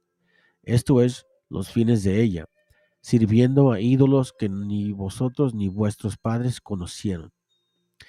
Y entre aquellas gentes y a quienes os has de entregar, no sabéis de tener descanso, ni sosegarán vuestros pies, y os llenará Dios de corazón trémulo y pávidos, y ojos descaecidos, y hasta vuestras almas se irán consumiendo de tristeza, de noche y de día estaréis temblando. Then he says this, no es necesario glosar este lugar, que él mismo está indicando con qué gente habla, y que los vicios de las tribus las trajeron a estas indias, mezclándose después de algunos años y con idolatrías, aunque ya ellos lo eran por las naciones que pasaron. You see what he's saying here? He's talking about that Deuteronomy 28 literally applies to the natives here. This is the man confirming that. I don't know what else to tell you. Why do you think it was important for the migration? Now, in case you guys aren't familiar with this stuff here, the trip to Christopher Columbus is in the Bible. Okay? So here, if you read chapter 14, it's actually talking about Christopher Columbus here. Him sailing. For the sake of time, you guys can read it later. I want to get a couple hours in and then we're through. Here we see that. Now, that's why we need to realize that Christopher Columbus wasn't a fool. Matter of fact, his brother brought this out, and I took a picture of it. Simon Wiesenthal, he says, el judaísmo del descubridor es también alentado por el famoso cazador de nazis, Simon Wiesenthal. He was a Nazi persecutor.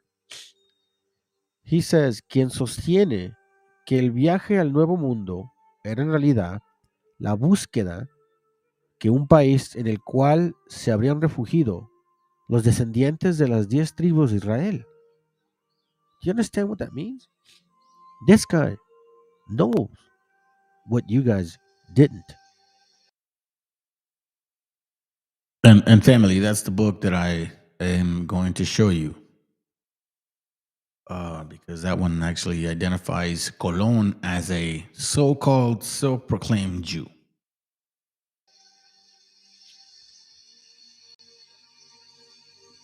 There's a book called Sails of Hope. I'm sure you guys are familiar with it. And in this book here, on page 216, sorry, it says something very interesting. Check it.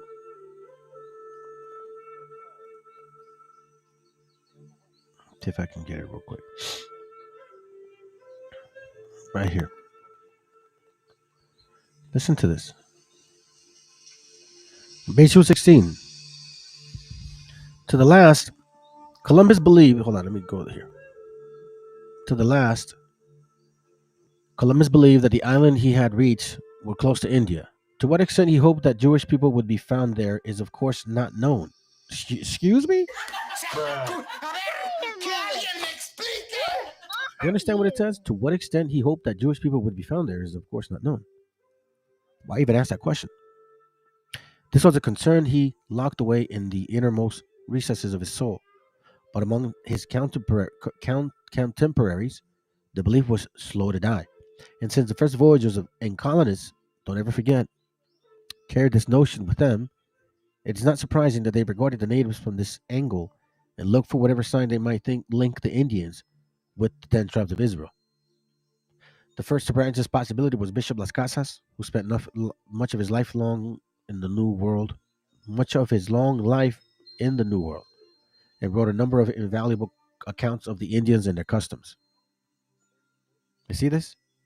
Then it says, when the Spaniards reached the mainland of South America and conquered the kingdom of Peru, where they spoke Quechua, they were again disposed to look for evidence that the Peruvians were of Jewish origin. In 1607, Gregorio Garcia expressed the view that the first inhabitants of the Americas had been Jewish.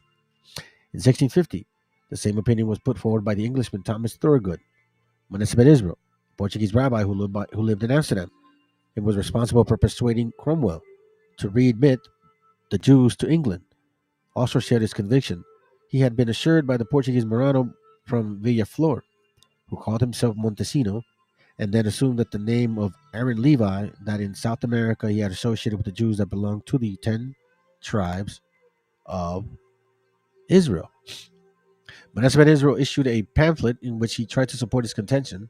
The essay created such a stir that it was soon published in Latin, Spanish, Dutch, English, and Hebrew.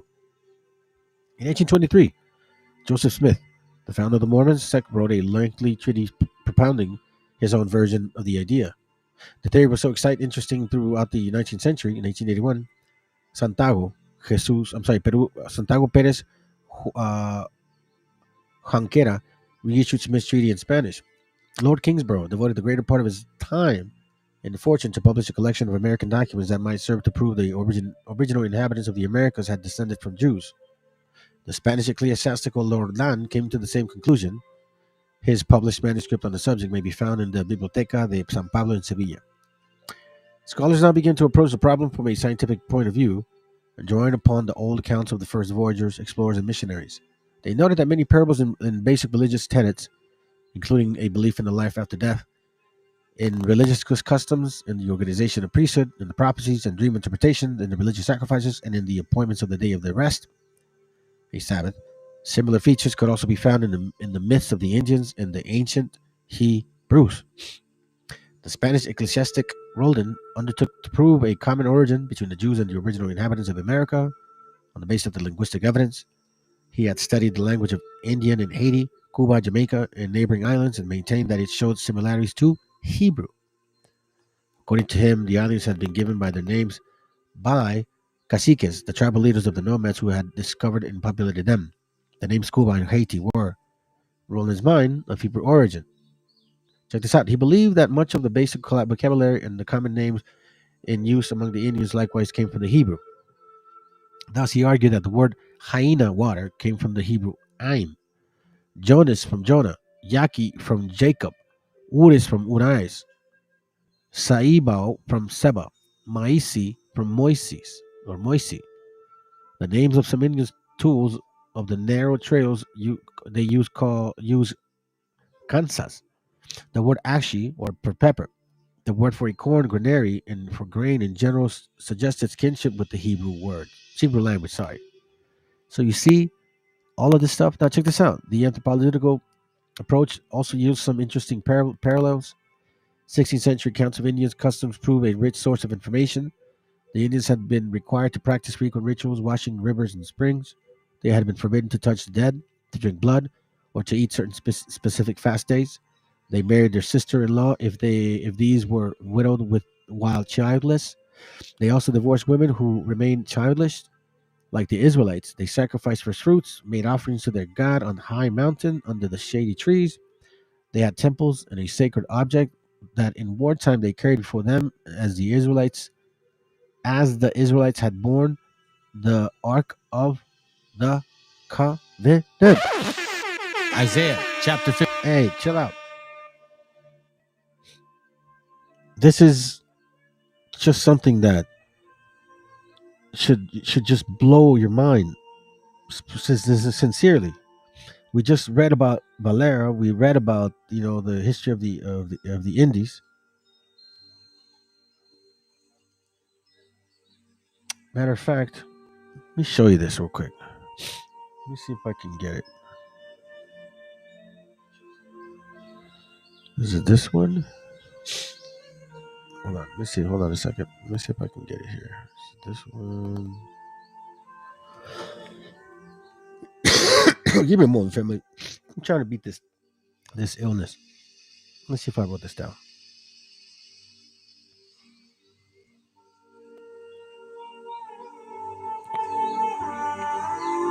Give me a second. Sorry. It's bad. It's bad. I think it's in here. No, where did I put it? Oh, my bad. Hold on. Hold on, family. I know I put it somewhere. Give me a second. Thought I had it over here. This one. Oh man, don't tell me I lost it. Let's see. I think it's here. Let's see. Christopher Columbus participation of the Jews. There's a hope. Yep, here it goes right here. Because I'm gonna share my. I thought this was an interesting page.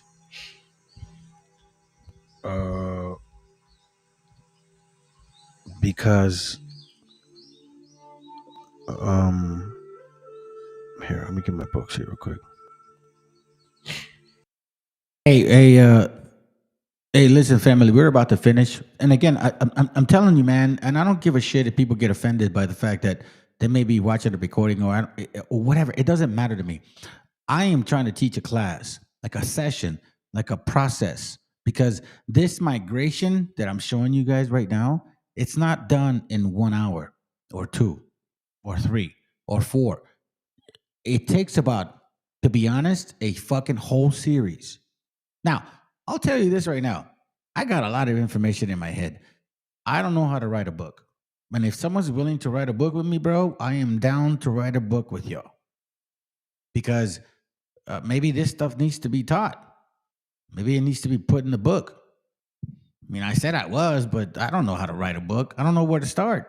I don't know where to begin. I don't know how to end it. I don't fucking, that's not, look, listen, man, I'm not one of those men that claim that I know everything. If I don't know something, I don't know that.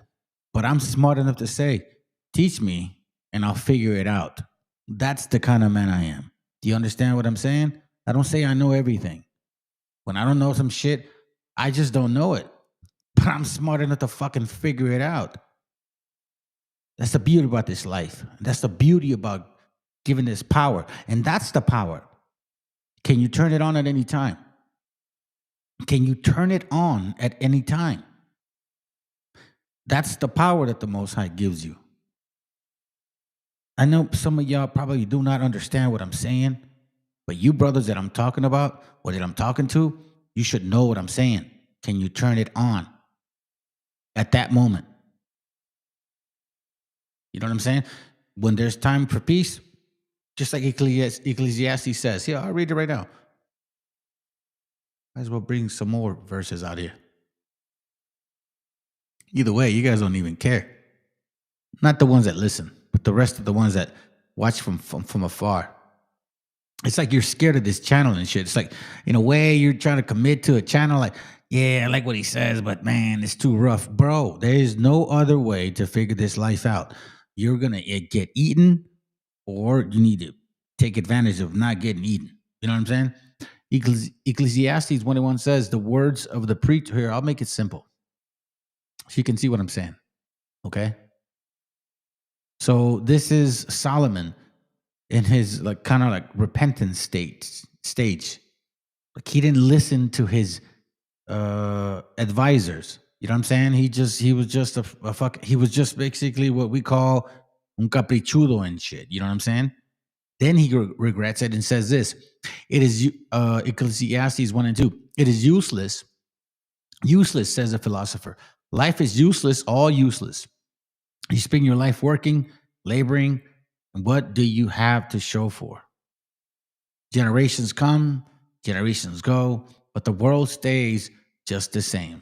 The sun still rises and it still goes down, going wearily back to where it must start all over again. Now, keep in mind that here is actually telling you that things are in a cycle,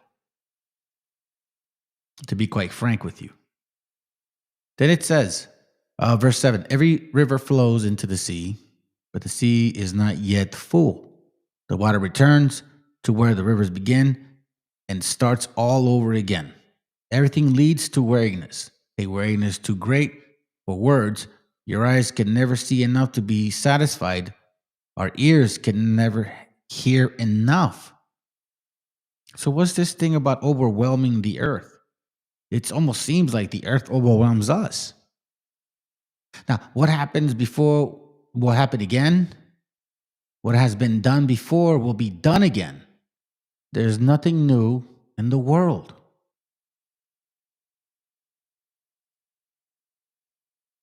You guys have to understand exactly where we're going with this.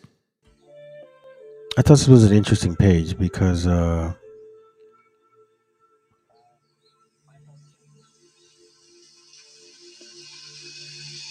when you look at the history of our people and you really see that the number that they did on us, excuse me, it should be extremely insulting. So like, I'm giving you a history with this process or its timeline. Okay. So now that we get an idea of how we migrated this way, right? And then we're gonna kind of see a little bit about what happens when they get it. We should be almost done. I introduced you to this book here. Very interesting. It's called Apuntos Históricos y Críticos sobre la aparición de la Virgen María. All right. But the topic is not about the Virgen María. The topic is about this here. La Virgen de Guadalupe. Okay. La connotación my bad. La connotación de la Virgen de Guadalupe juzgada desde el punto de vista política. So for you guys that loved the Virgin Mary, and you're away from that, all praises to the Most High, because that is a demon. That shit is fake. It's not real. It was invented. It was all made up. Okay. However you feel about that comment, oh well. Prove me wrong, and I'll prove you wrong for sure. Now, let me go ahead and almost finish up real quick. Let me show you something real quick. I'm going to read you this part right here, I think. ¿Dónde estamos? Let me see. I think this is it. Let me show you something. Están los conquistadores. Let's see if it's here. Querían que los indios hicieran el mal. Here it goes. Let me see if I can find it real quick. I thought I had it marked. I guess it didn't highlight it for me this time. Let me see.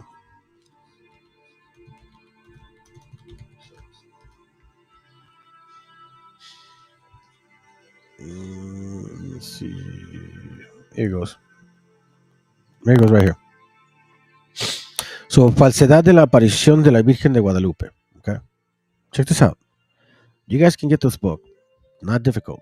It's on Google Books. Okay. Here we clearly see that this is a bullshit story. Sumarraga, that damn demon, was the one that invented that history. But that's not the point. My point right now is this here.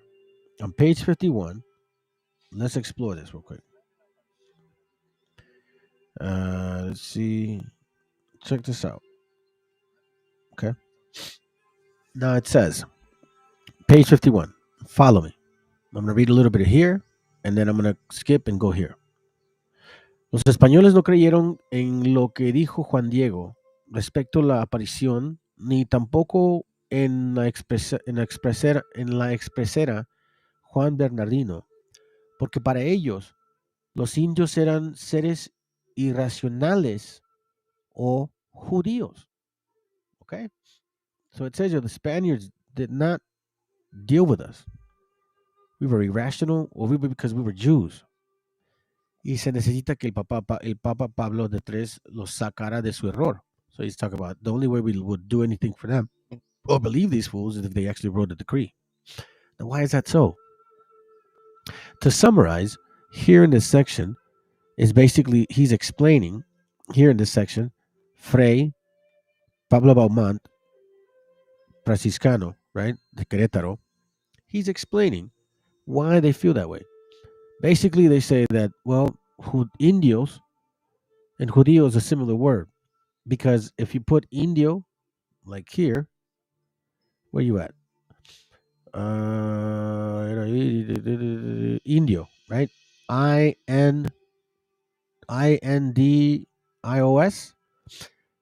If you put a J here and you flip over the N, it becomes judíos or indios, right?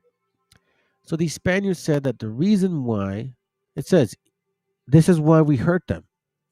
Y podemos azotar a los indios y exigirles todo el dinero que se pueda, porque son hermanos, because they're brethren, de los que crucificaron a Jesucristo.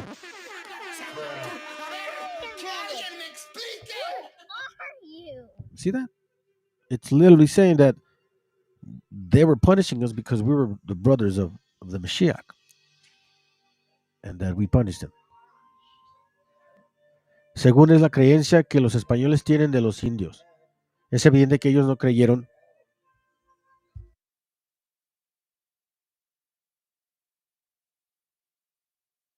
Give me a moment, fam. I'll be right back.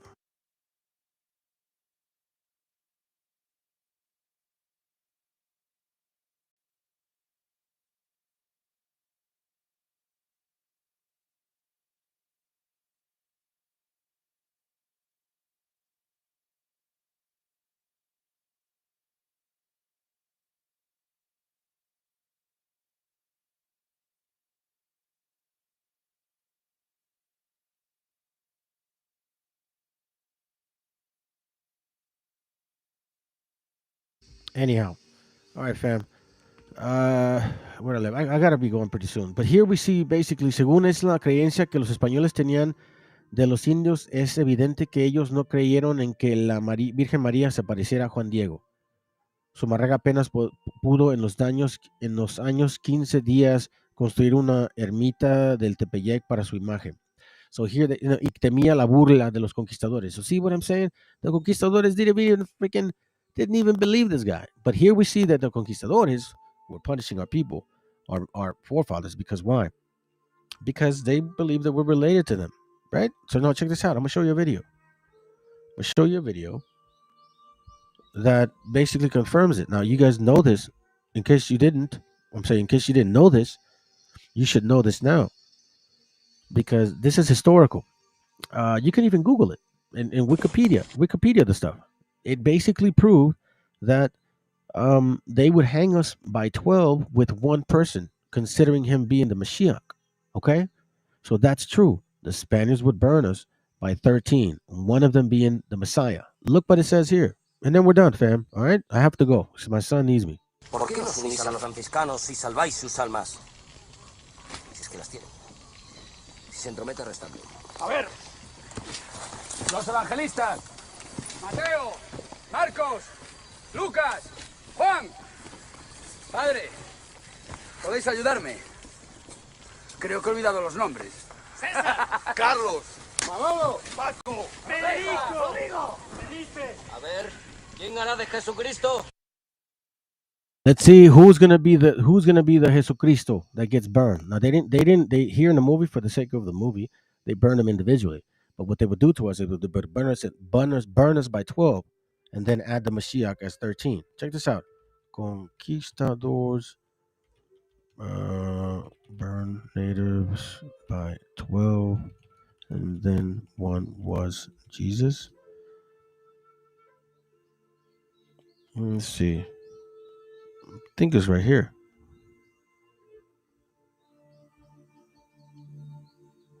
Look at this here. It's right here. Check this out. I didn't even have to dig that deep. Look at this. Look at this. See the burning, right? Check this out. Let me see. Is it right here? Hold on a second, fam. I thought I had it.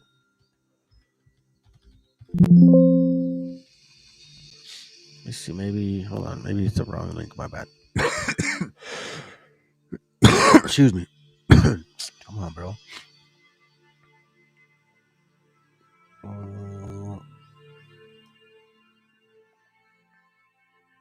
It goes right here. Let's see if it's this one. I'm going to show you this picture, and I'm going to find the actual info that says it. Here we see, if you guys can count them, that's actually 12 and 13. You see one's facing them? See that? One is actually facing them. Look, here it goes right here. Thank goodness. Thank you, Father. Check this out. You see that? It says on the bottom, they built a long gibbet, low enough for the toes to touch the ground to prevent strangling, and hanging 13 natives at the time of honor of Christ our Savior and the 12 apostles.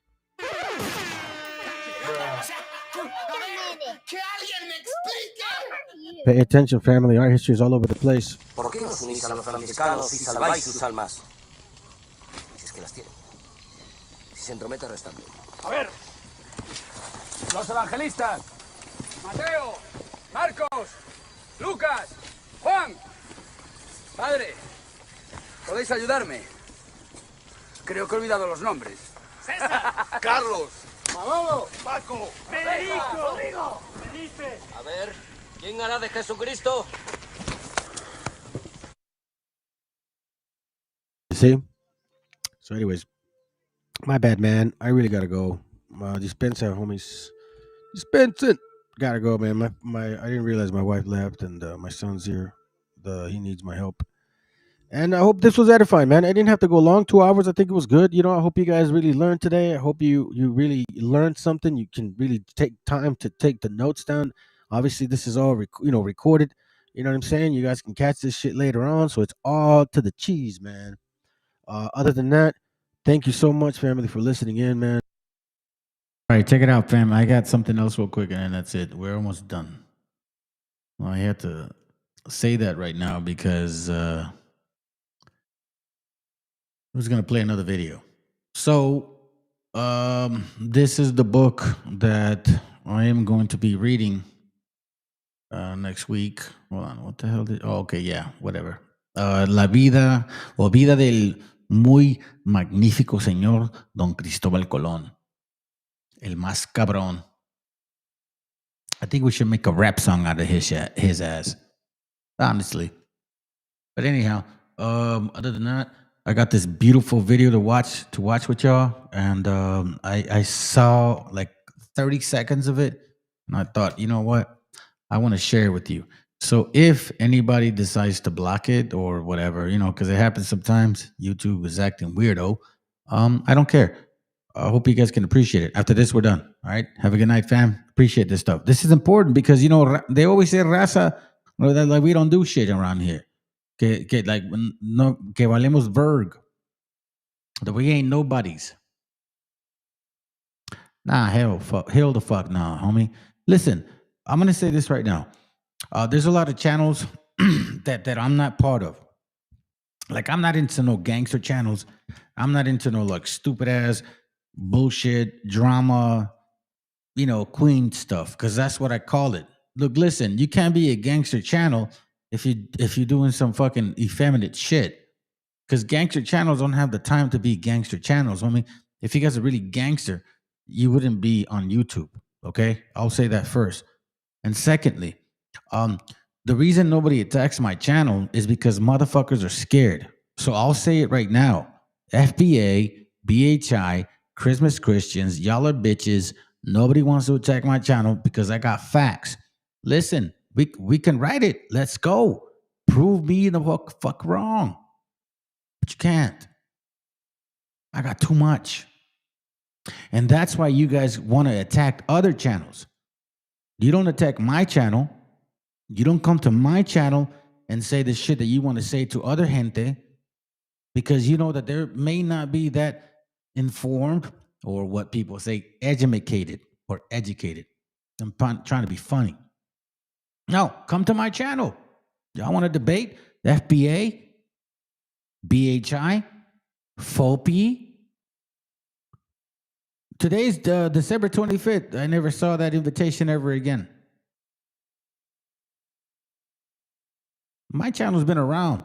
And all you motherfuckers that never say my name because you don't want to give this channel clout, then that shows how much of a bitches you are. I got people that have 100,000 followers, 250,000 followers that don't ever say my name, but they know they don't want to give me the attention because I will destroy their shit.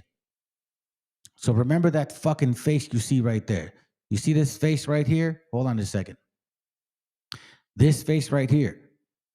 I've never been scared of y'all. I've always been willing to step up to the game and debate every single motherfucker that tries to say that I'm wrong about what I teach. And next time you try to put my people down and saying like, oh, you can't use certain words and shit. Well, fuck you motherfuckers then. Don't call us illegals either. Illegal means nigger. Nigger means illegal. Learn that fucking understanding, because it was, like you said it, the white man that created it. Unless you Negroes don't have no problem with that word, then maybe it does not relate to it. Because the way that we hear that fucking word illegal, it's a connotation to people that look like me. Just like the white man, when they use that word nigger, it was a connotation when they looked at you. Now you eloquently want to use it and then get offended when we want to push that back on you. Fuck no. Use some scriptures, man. Use some fucking facts. Don't use emotions. Don't go and, we don't need that bullshit. Y'all want to really talk game? But let's speak about it. Don't be around ignorance and then try to use knowledge. You see, I don't hang around with ignorance and then try to use knowledge. These are our people. This is who we are. This is what we've been around. We've never fucking left. Fuck you, FBA. Fuck you, BHI. And fuck you, Christmas Christians. And anybody that don't like my channel because of the shit that I say, fuck you too. And if you don't like it, guess what? There's a fucking link. Prove me the fuck wrong that I don't bring out real motherfucking knowledge. Because I'm sick of that shit. fucking sick of it. You. I had my own gente bashing on my channel. People that had like 2,000 subscribers, Yakasha or Northern Kingdom. You guys hated my shit. And I never came at you guys like that. It's like, bro, since I started this channel, I've had my own people fucking hate me. So why do you think I'm not surprised that this doesn't go further? Listen, man, if I'm a small fry, if I'm that simple-minded, I'm easily debunked then. You can simply come over here and say, fuck that Mexican. I'm going to debunk his ass. I'm gonna prove him wrong. We were originally here, or you guys in Hebrews, or you're wrong with this, or you're wrong with that. Okay, sounds good. Okay, well, then I'm here. I've called out a lot of people, bro. I even called out Marvelous. I've even called him out on some shit that he said. Until this day, he hasn't answered me. You know what I'm saying? So it's like, I mean, come on, bro. There's no reason to be afraid to fucking ask questions, because the moment that you hear my question and you get offended, then that means that I may not be wrong. And then that's when it sits right. So whatever outcome comes after that, then you know what, man? History has already been made. My point is about writing history, regardless of the outcome. I'm not trying to get people hurt, nor do I want to get hurt. But you know what I'm saying? I understand the fucking clout chase. And I understand my, I guess, objective. Like I've said it before on this channel, I was a bottom barrel alcoholic. I should not be in this position to have a home, family, kids, a brain, a heart, compassion, empathy, conversations with brothers and sisters, sharing information. I should not be here. I should be fucking dead. So, y'all want to have this fire? I'm not far from here. You see my face. I've shared my number. And I've called you people. And when I called you guys, you were afraid. So if you want this fucking fire, mention my name. If not, shut the fuck up and help the cause. Chicago we know was built by hands you may not have learned about. A new exhibit in Pilsen shows how immigrant rail workers helped shape this city, and it connects then to now. There isn't a central archive across the country where you can easily find records of Mexican-American railroad workers. But those records do exist, and they live across families, files, and places. This exhibit brings those pieces into the same space, not to speak for them, to let them speak for themselves. The name on the door is Rieles y Raíces, Rails and Roots, a walkthrough more than a century of Mexican and Mexican-American rail labor in Chicago and the Midwest. It was really a labor of love to be able to finally tell stories that were basically almost forgotten. That labor started with questions close to home. Ismael Cuevas helped curate the exhibit. He grew up in Chicago in a family shaped by immigration. Years studying Mexican and Latino history taught him to look where textbooks had passed over. Asking families to literally dig into their shoeboxes and find family photos, documents of their ancestors. Those keepsakes became the foundation. Photos of workers, letters sent home, pay stubs from rail companies, pieces of daily life held on to for generations. The city was formed by trains. Railways is what put Chicago on the map. And maps make that clear. Rail lines from across the country still converge here. Cesario Moreno is the museum's visual arts director. He says time moves forward as you walk through the gallery.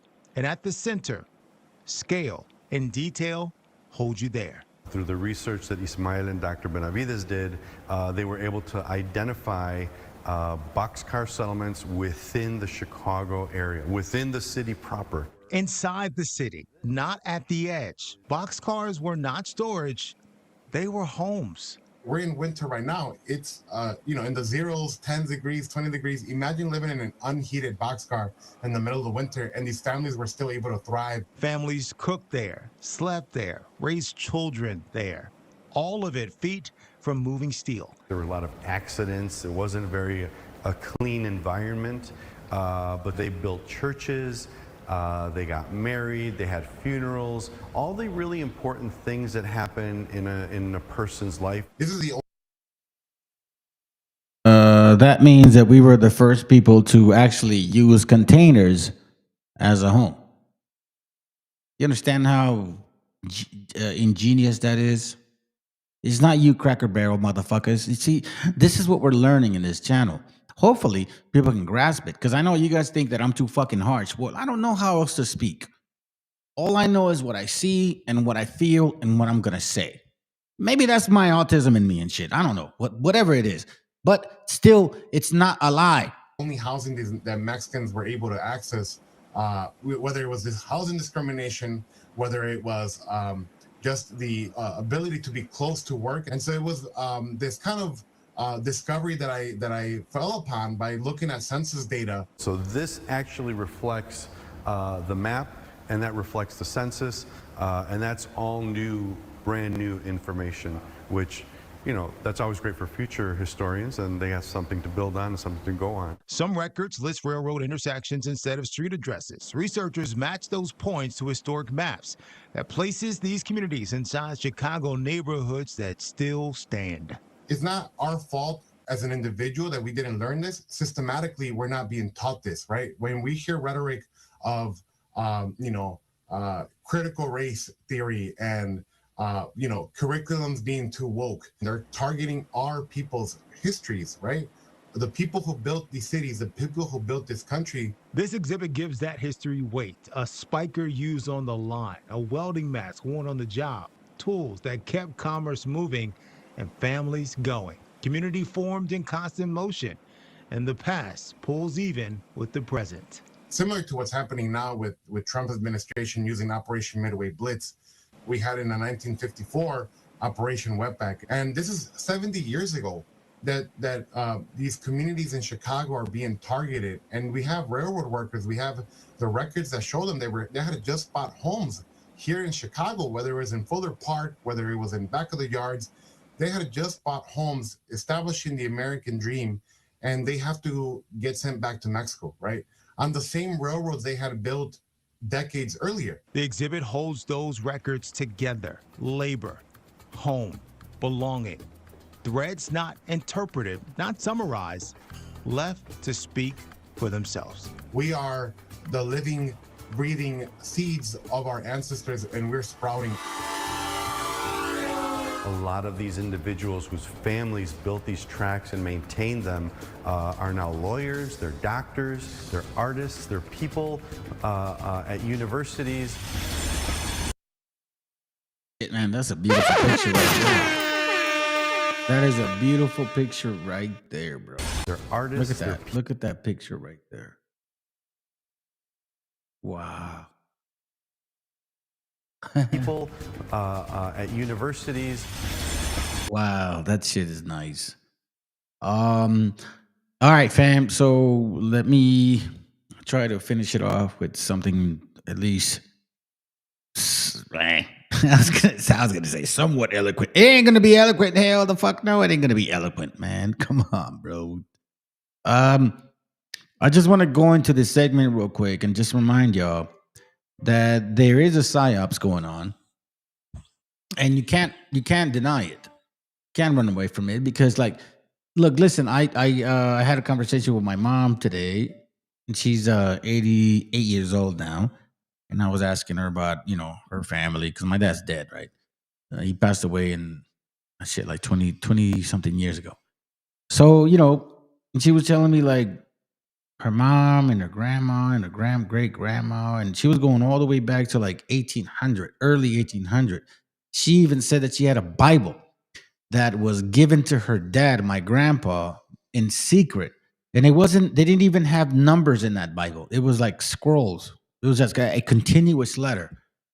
And I'm like, where the hell did you do with it? My older brother asked her to borrow it, and somehow he lost it. You know how much that fucking Bible would have cost right now? But, excuse me. Anyways, the point being is that, you know, there's people here that want to take your history. And for some reason, they think that you're pendejo. Like, for real, they think you're dumb. You see, we got... Here is Ben Shapiro at the beginning of the... We got a bunch of cracker barrels that call themselves Jews, or I don't know, whatever the fuck they want to call themselves, right? And then they're not really those people. Now, fine. Let's say that we're not either, okay? But these are the same people that push the propaganda to hate our people. These are the same people that finance slavery since 1492.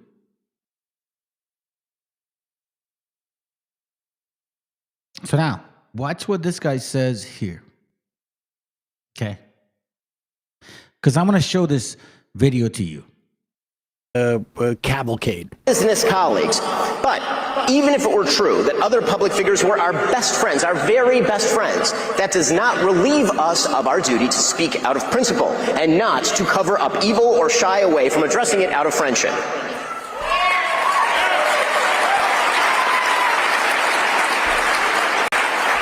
So no, Tucker Carlson, it is not an excuse to go silent on Candace's targeting of TPUSA.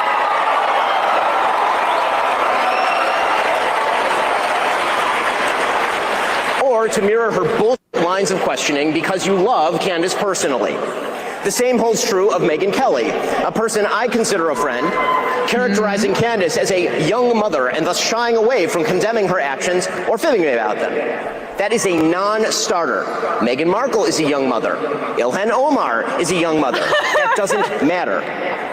And when Megyn said this week, quote, the lady laughed because Mark Carroll, I guess she's black, and so is Ilhan Omar.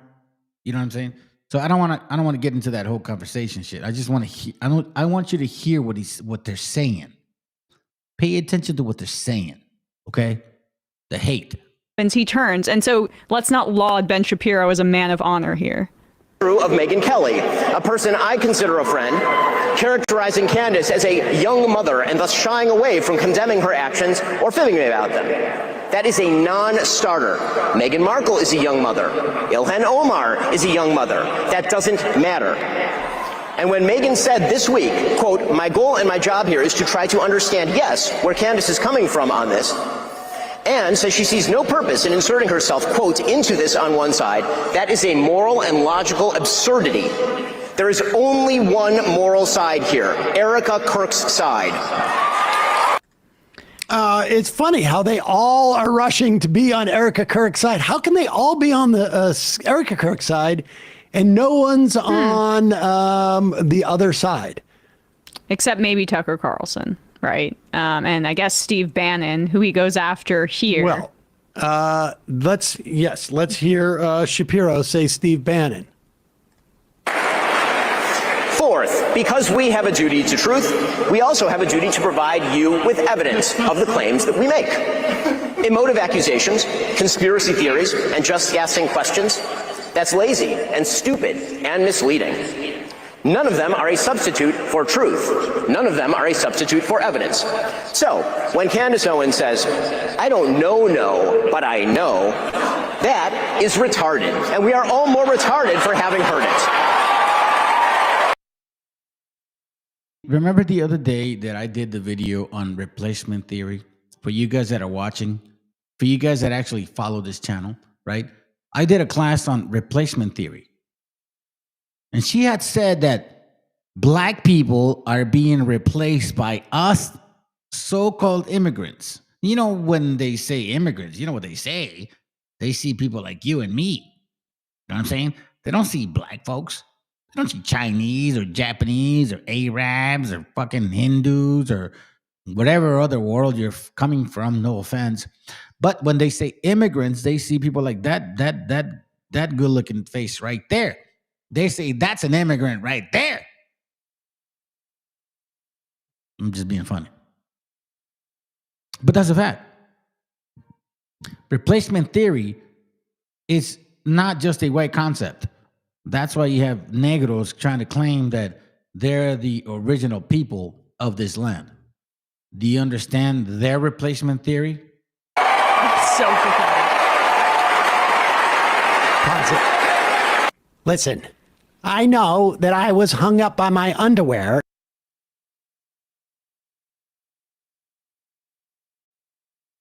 Yeah. Can't honk for it. Retarded. And we are all more retarded for having heard it.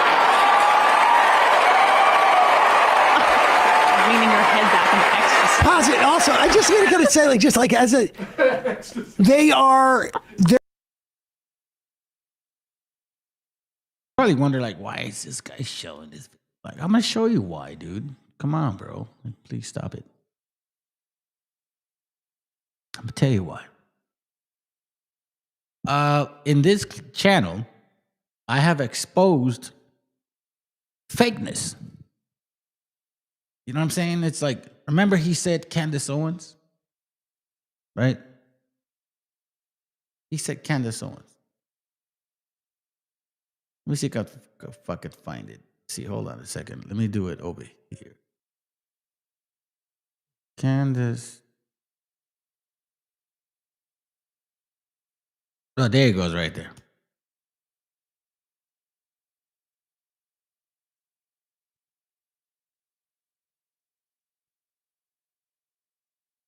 Is this one? Candace Owens recently launched a new podcast with the Daily Wire. Stop it. Show the video. Matter of fact, I showed it the other day, and I was saying how she was talking about black replacement theory, as if we were going to replace them. Now, I'm going somewhere with this, family. I'm going somewhere with this. Okay? Because these are the same people. Like, look, I'll say this to you. Now they're fighting, okay? But there was a time where this person here called you an animal, said you were a savage, said you were a cannibal, and that you're a pot smoker. Like, why should we listen to you? You know what I'm saying? Now, that's why I'm showing this, because there is a connection between these two groups. Thank you, Mr. Chair. In congressional hearings, the minority party gets to select its own witnesses. And of all the people the Republicans could have selected, they picked Candace Owens. I don't know Miss Owens. I'm not going to characterize her. I'm going to let her own words do the talking. So I'm going to play for you the first 30 seconds of a statement she made about Adolf Hitler. I agree. I actually don't have any problems at all with the word nationalism. I think that it gets, the definition gets poisoned by elitists that actually want globalism. Globalism is what I don't want. So when you think about, whenever we say nationalism, the first thing people think about, at least in America, is Hitler. You know, he was a National Socialist. But if Hitler just wanted to make Germany great and have things run well, okay, fine. The problem is that he had dreams outside of Germany. He wanted to globalize. He wanted everybody to be German, everybody to be speaking German. All right, so my first question is to Ms. Hershinoff. Ms. Owens said, quote, if Hitler just wanted to make Germany great and have things run well, okay, fine. The problem is that he had dreams outside of Germany. So when people try to legitimize Adolf Hitler, does that feed into white nationalist ideology?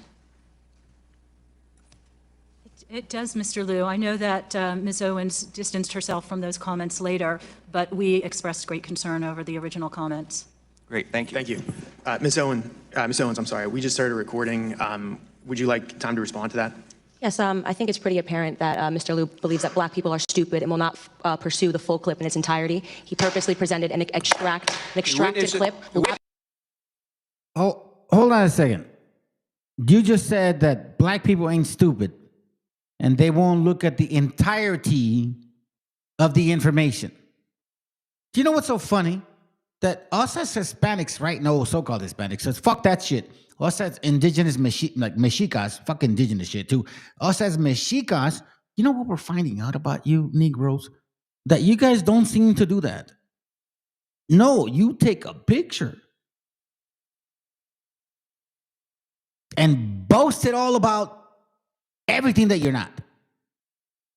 So far, I don't believe you. Especially since you said we're cannibals. So then, because and I've showed videos about that, but that's not the point today. This will suspend for a moment. It is not proper. Yeah, he misunderstood what she was saying. So let's continue. Nationalist. He was a homicidal, psychopathic maniac that killed his own people. A nationalist would not kill their own people. That is exactly what I was referring to in the clip, and he purposely wanted to give you a cut up similar to what they do to Donald Trump. So it's similar to what they do to Donald Trump. She supported Donald Trump the entire time. The entire time. Look, watch, listen. When I met him, I can't explain it. He makes you feel like he's a blue collar person that's been driving garbage trucks his entire life. The way that I'm serious. I'm not kidding. Like the way he communicates with people, you do not feel that he's this elite, untouchable billionaire that comes from a wealthy family at all. And when he looks at you, he wants you to feel seen. He's very funny. That's the thing that I think gets lost is how. Now, look, you see this propaganda? I'm going to show you an angle. Listen, I'm going somewhere because I'm not done. I'm almost done, but I'm not done, okay? So watch this, okay? I found it so fucking interesting. Hey, listen, Ice Cube, I like my fucking cubes crushed, piece of shit, bastard. Fuck you, Ice Cube. Fuck you and all the people that fucking follow you, whoever rap to you, whoever listen to you. You're a piece of shit. You're a fucking piece of shit. And I hope you hear it from me first. And listen, you got all that kind of money, but we can box it out too, brother. Yo, what's up? This your homie Ice. Yeah, what's up, you homie? Shut the fuck up, bro. Y'all are stupid, man. I'm so sick and tired of this fucking talk now, to be honest with you, bruh. When did we make this national? When the fuck does this become normal now? Yo, what's up now? Look, national. Now we can't just talk like normal people. Now we got to do slang shit. Back in the day, they used to call it Ebonics. Ice Cube. Homie. You used to be my homie. Let's see what you got to say. Here to talk to my black folks. Anybody telling you that you gotta vote, that it's your duty, that you have to exercise the right. Man, you was hardcore hip hop. Now look at yourself, man. You don't flip flop. Has anybody else noticed he talks like a complete imbecile? Has anyone else noticed that? First off, I've been an Ice Cube fan since the late 80s, okay? I bought every album, I watched every movie, I even went to an Ice Cube concert. I've only been to 3 concerts in my life. But someone needs to make their own No Vaseline about him now. For real, he sounds illiterate, don't he?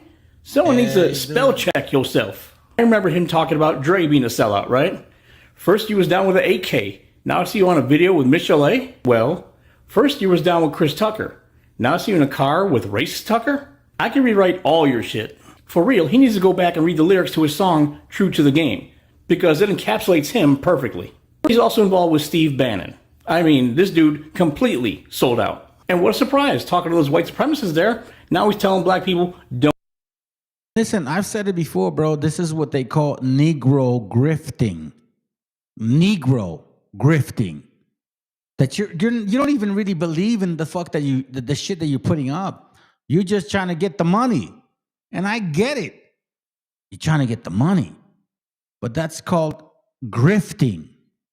And then you magnify it with your Negro grifting. Did you guys get offended? Right. Because we don't do that shit around here. And you can't call no fucking channel like that of our gente going around grifting. Oh, no, hold on. American Cholo, you can have that little piece of shit. Don't vote. This is the same shit he pulled 4 years ago. He doesn't give a shit about his followers. I mean, he's worth $200 million, so he's going to be fine no matter who wins the election, right? But he's telling black voters to not vote, to vote against their interest or not vote. Because $200 million isn't enough. He needs more. He needs more tax breaks. Wow, he really cares about his community. So, my friends, don't listen to this guy, okay? He's obviously compromised. He's going for the money. He has a lot of money. He wants more money at your expense. Now, the reason I shared it with you, you see, this is why Raza don't like me. And you know what? I don't give a flying fuck. I don't care. No me importa, güey. See, I was born in my fucking land. in Mexico, in Guadalajara. And that's one thing they teach you there for a fact. At least I'm thankful of my father that taught me. Be true to yourself. Do never be around people that don't want to be around you. Never be around people that don't want to be around you. You know, when my dad taught me that, it just taught me that I need to be true to myself. Why am I supposed to sell myself out for other people to make them feel comfortable? That's what my dad was saying the entire time. Why do you think I bring this video out? Do you think it's because, I'm Democratic and fuck Ice Cube, bitch ass, fucking old ass man that makes computer videos now and shit? Matter of fact, the last movie that he made sucked. That's how fucking whack you are. And this is why, man. Listen, I'm kind of, to be honest, I'm kind of mad. I'm kind of mad, to be honest with you. I don't typically get mad, but I'm fucking mad right now because you know what? There's a lot of channels out here. A lot of Mexican rapper channels, like Raza channels or Cholo channels, whatever. Do you guys hear this fucking dude? You see, this is why I showed that video before, because he did a recording in this video. Okay, look. Yo, what's up? This your homie Ice Cube. Ice Cube. Shut the fuck up. Fucking piece of shit, man. I got no respect for fucking dirty bastards like that, bro. Y'all brought smallpox. Let's remind you what the fuck you're about. So in this, you see this little outfit, right? He goes off and says the same shit here. Look, little outfit. Cube, why are you putting Native Americans in here? Why isn't this just for black people? Well, black people are Native Americans. You know, we've had, a lot of proof that, some of us started here in this land. Everybody wasn't brought over from Africa. So, we have to, like you say, unpack all of that and try to, find the true lineage of people in this. No. Here's the link. Show me that you guys owe those people. You see what I'm saying? And guess what? You got no Cholo channels pushing back. You got no rapper channels pushing back. How come you ain't saying shit? You guys always talk about like, hey, whack 100. Hey, I got a homie from Vista, California, bro, that would love to talk to you. I mean, I think he went to jail now and shit, but I don't get personal with that shit because, you know what I'm saying? Like, that's not what we do as an older man. But anyways, some of you guys do. So what the fuck is going on here? Cube, why are you putting Native Americans in here? Why isn't this just for black people? Well, black people are Native Americans. We've had, a lot of proof that, some of us started here in this land. Everybody wasn't brought over from Africa. So, we have to, like you say, unpack all of that and try to, find the true lineage of people in this country. Subscribe. You see? Negro grifting. Like this right here. Fuck you and Jay too.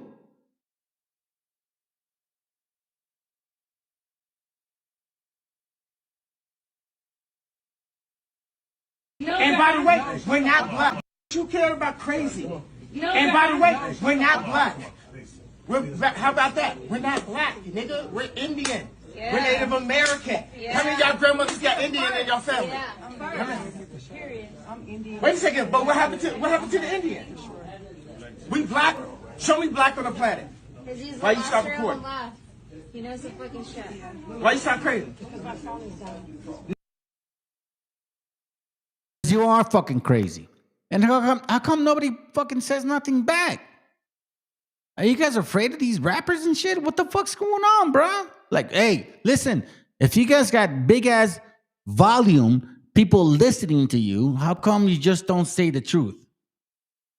Here's the truth about what I see. And maybe you don't like it. But you know what?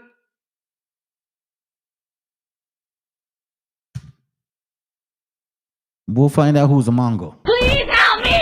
Please help me! A woman was violently attacked by two teenagers, and she then SHOT and killed them. Now, the families of these two teenagers have filed a lawsuit against her and are demanding $1 million in compensation. In a car wash in northern Florida, 36-year-old Ellie was washing a customer's car when 17-year-old Jaswin Bell and 18-year-old Quintez Mercer broke into the garage and approached her. According to the video, Bell and Mercer suddenly attacked Ellie, constantly punching and kicking her face. During this period, Bell jumped into a car beside him, started the engine, and attempted to steal it, while Mercer continued to push Ellie to the ground and beat her up to prevent her from escaping. Fearing that her life might be in danger, Ellie pulled out the gun she legally held and fired. When the emergency personnel arrived, they were pronounced dead on the spot. Fortunately, Ellie only suffered minor facial injuries. The family of the attacker filed a civil lawsuit, claiming that the woman's SHOT was excessive defense and demanding $1 million in compensation. The case is currently under legal review and has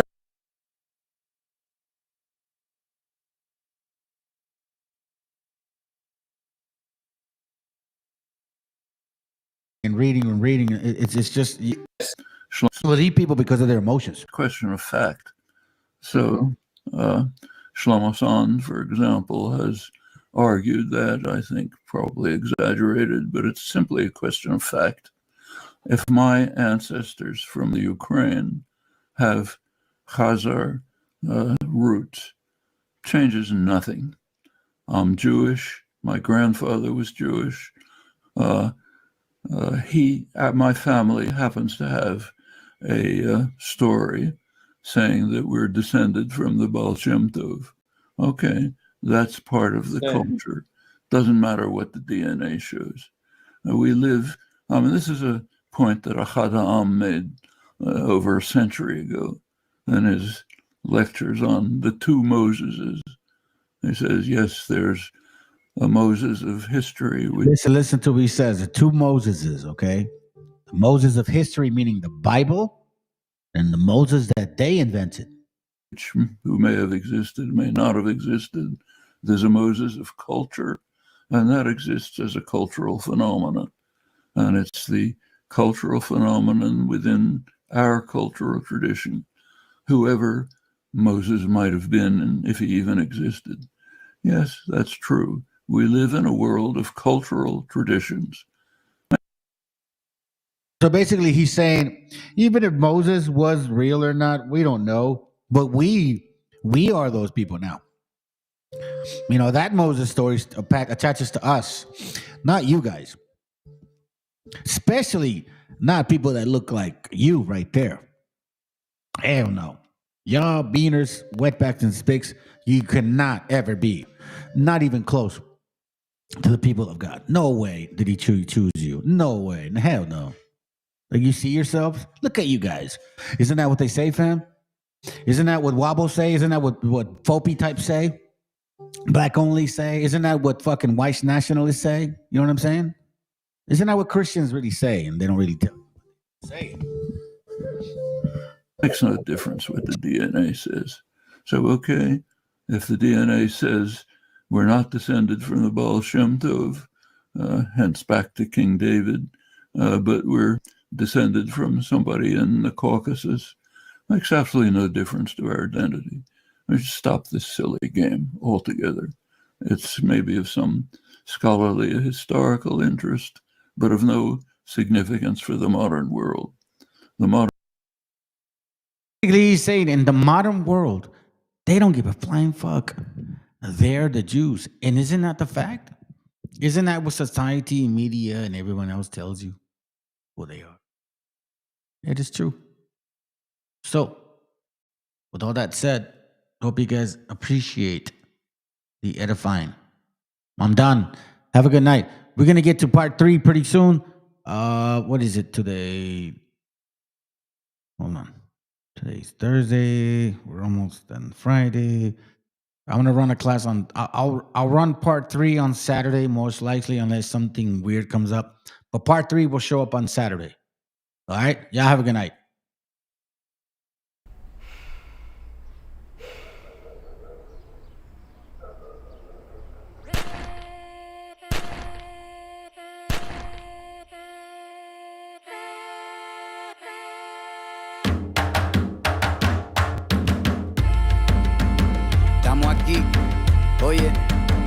estamos aquí. Mírame, estamos aquí. Desde hace rato, cuando ustedes llegaron, ya estaban las huellas de nuestros zapatos. Se robaron hasta la comida de gato y todavía se están lamiendo el plato. Bien encabronados con estos ingratos. Hoy le doy duro a los tambores hasta que me acusen de maltrato. Si no entiendes el dato, pues te lo tiro en cumbia, bossa nova, tango o vallenato. A lo Calaboy y bambú, bien frontú, con sangre caliente como Timbuktu. Estamos dentro del menú.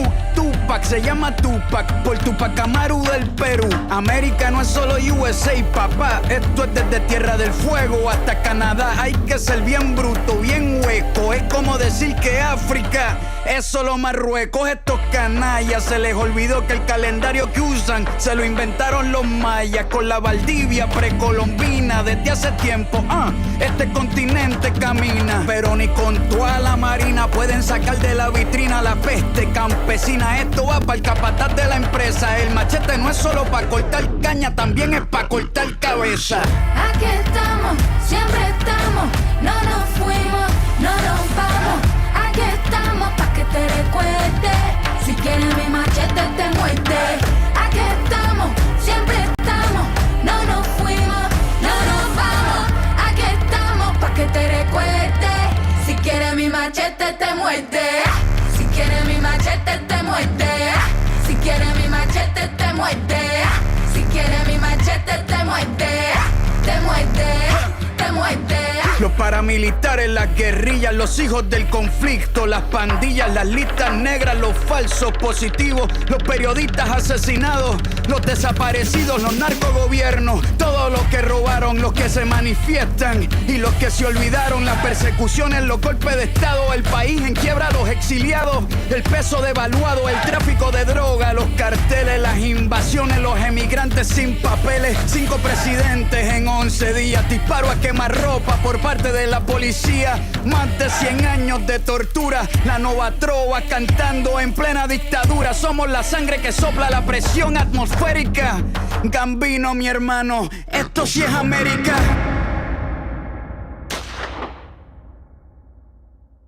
Aquí estamos, siempre estamos, no nos fuimos, no nos vamos. Aquí estamos pa' que te recuerdes. Si quieres mi machete te muerde.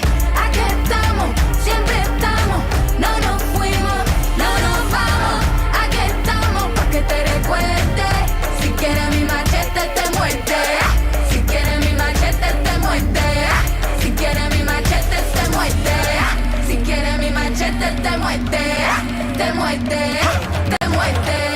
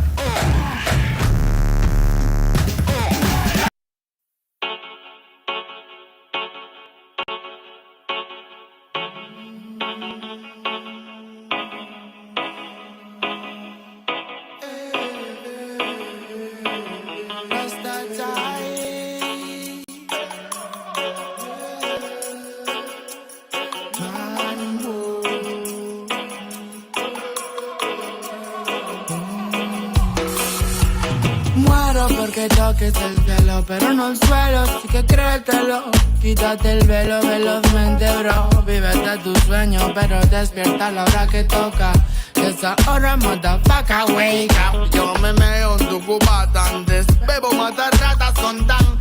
Vaya al bosque a lo Tarzán mientras enlazan. Fraternidad en casa con su polo, colisteras trenas.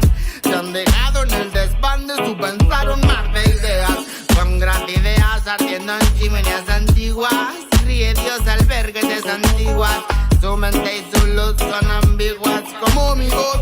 Lo que para ti es un don, para mí una misión fija. Mis versos son de ninja, tu poesía pa' fijas que no te fijan, que hay más allá del cristal. La matriz hipnotiza, mi energía os hace trizas. Yo en mi nave nodriza, comiendo pizza con piña, moldeo toroides, vórtices. Con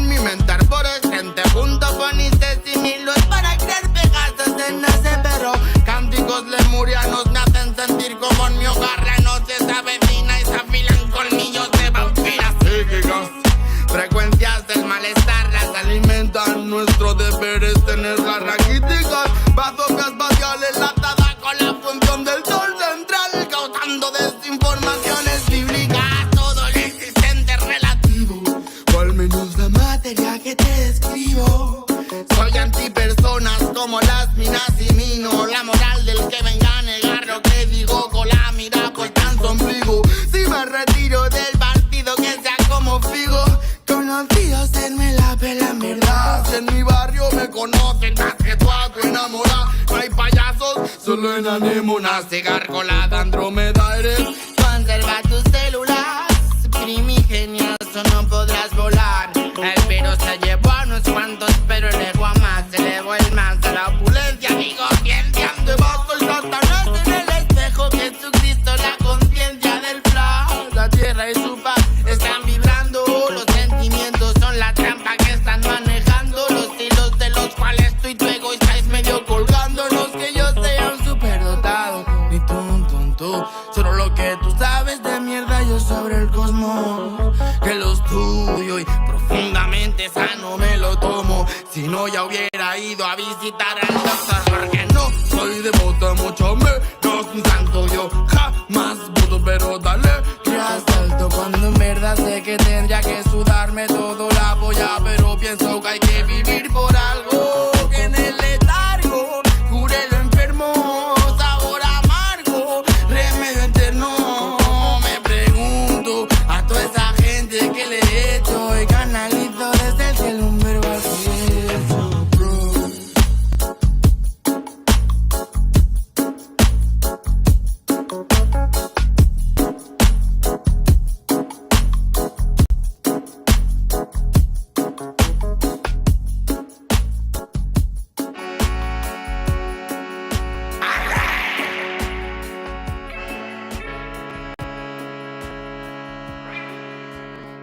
Original reggae music from the world.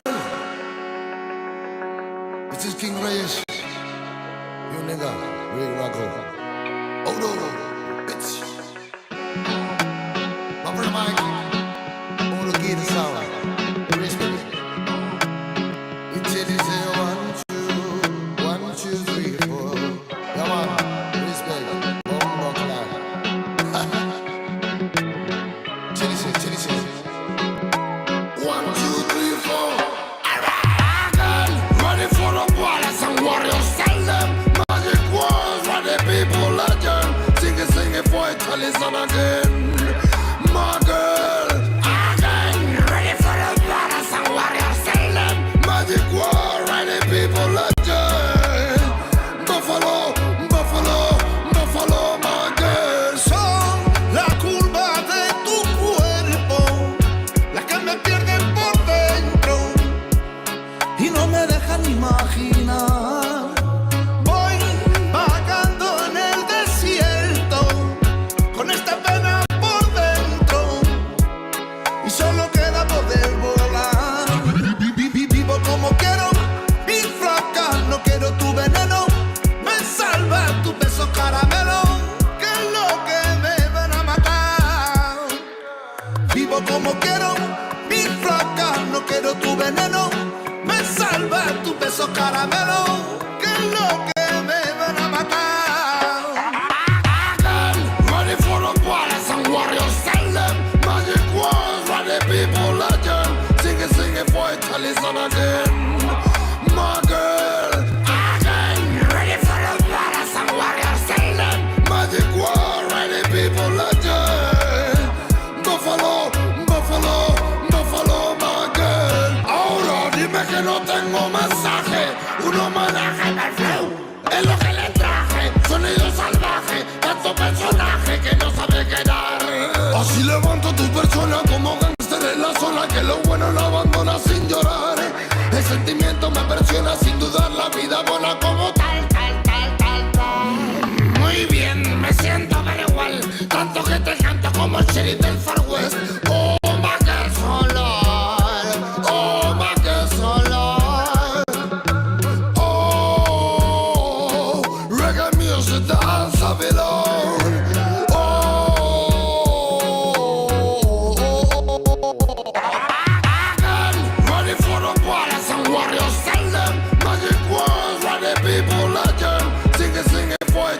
and again. My girl, again. Ready for the brothers and warriors, tell them. Magic war, ready people legend. Again. Buffalo, Buffalo, Buffalo, my girl. Si usamos, siempre conectamos como yo y mi mamá. Te doy ese amor que me nace y te sana, que te nace y me sana. Inshallah, que todo ese amor crezca como rama. Soy esa raíz que llego a tu cara, que llego y te cala. Soy esa semilla que llegó al futuro, bro. Vuelo por espacio que recuerda que soy yo aquí y ahora. Aquí y ahora, no están. Soy esa semilla que llegó al futuro, bro. Vuelo por espacio que recuerdan que soy yo aquí y ahora. Aquí y ahora. Oh. Ready for the brothers and warriors, tell them. Magic wars, ready people legend. Sing it for it till it's on again. My girl, again. Ready for the brothers and warriors, tell them. Magic war, ready people legend. Buffalo, Buffalo, Buffalo, my girl.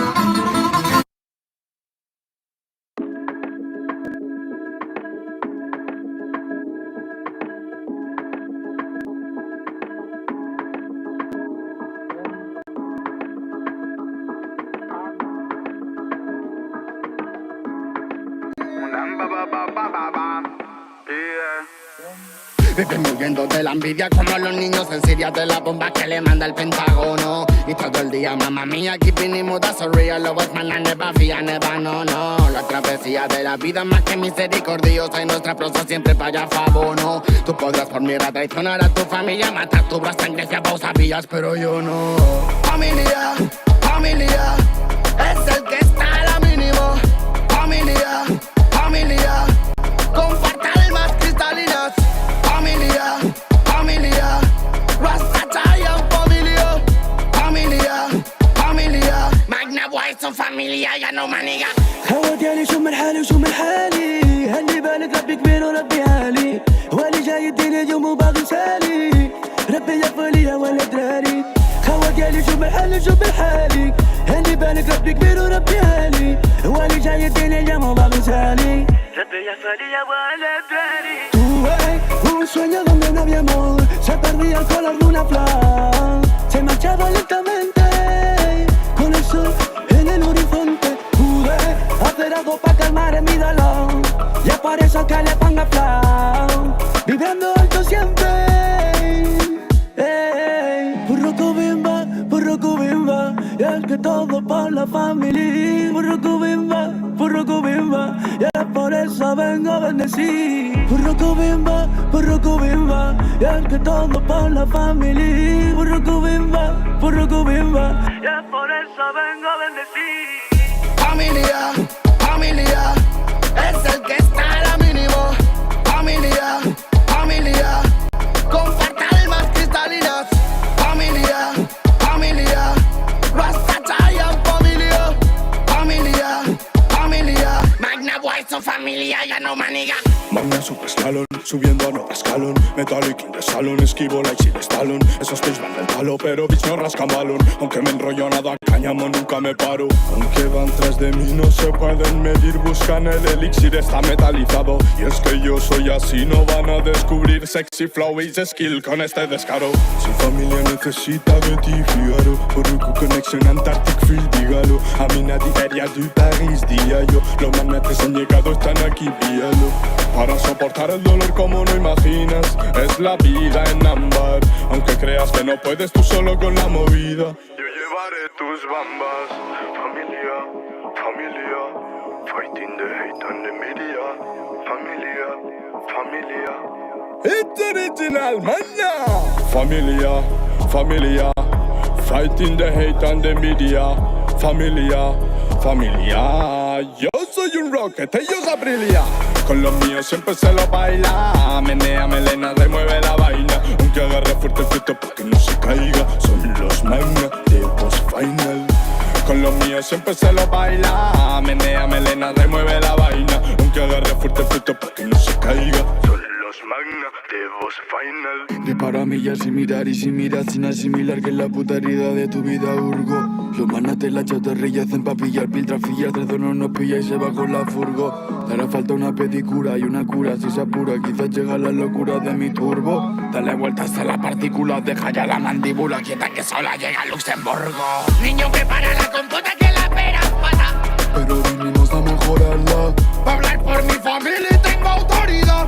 Saben que no puedo cagarla. Y poner ritmo y los manos les botan cuatro patas. ¿Quieres esa vaina para probarla? Tole aquel en el party donde se gana. What the fuck, what the girl, what an alma. Vive muriendo de la envidia como los niños en Siria de la bomba que le manda el Pentágono. Y todo el día, mamá mía, keeping it mood, so real, lo es man, never fear, never, no. La travesía de la vida más que misericordiosa y nuestra prosa siempre para favor, no. Tú podrás por miedo traicionar a tu familia, matar tu bro, sangre si aún sabías, pero yo no. Familia, es el que está a la mínimo. Familia, comparte almas cristalinas. Familia, Rasta Giant familia. Magna Boy, son familia, ya no maniga. Bombo cry, sing it, cross the line on them. Warrior, vengo con los míos, magna get to life, fire them. Bombo cry, sing it, cross the line on them.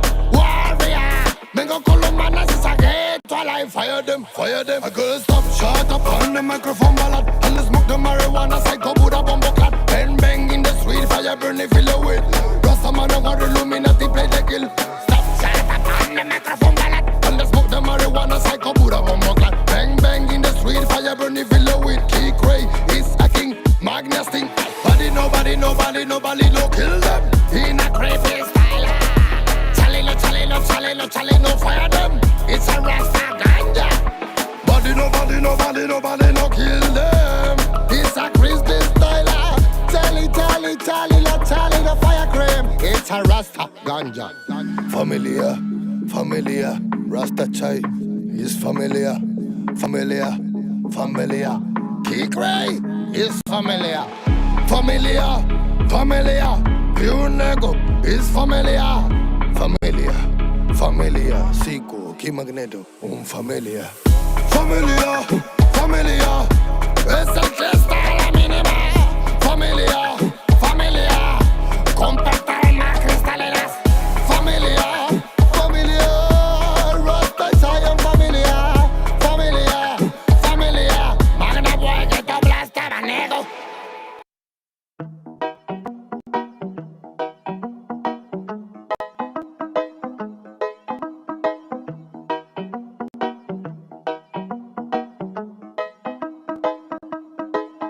Quiero pensar, pero no puedo, no, no, no. El ruido en la ciudad está consumiendo, wow, wow, wow. Quieren pensar sin ni siquiera estar al mando. Tanta publicidad subliminal te está matando. Les cuesta decidir por sí mismos cuál es su mando. Publican sonrisas con el corazón llorando. Quieren brillar, pero sin tener que valerse de tener sus ideas propias. Los veo a todos igual, solo son la réplica de la imitación de una triste copia. Obedece, la vida es un suspiro y envejeces. Te dejas distraer por estupideces y pierdes el eje. Te duele por dentro, entonces te creces, pero aceptas mucho menos de lo que mereces. ¿Y quién te ha dicho a ti que no puedes pensar sobre lo que le di, sobre cómo actuar? Lucha por ser feliz sin a nadie dañar y solo así podrás brillar. ¿Y quién te ha dicho a ti que no puedes pensar sobre lo que le di, sobre cómo actuar? Lucha por ser feliz sin a nadie dañar y solo así podrás brillar.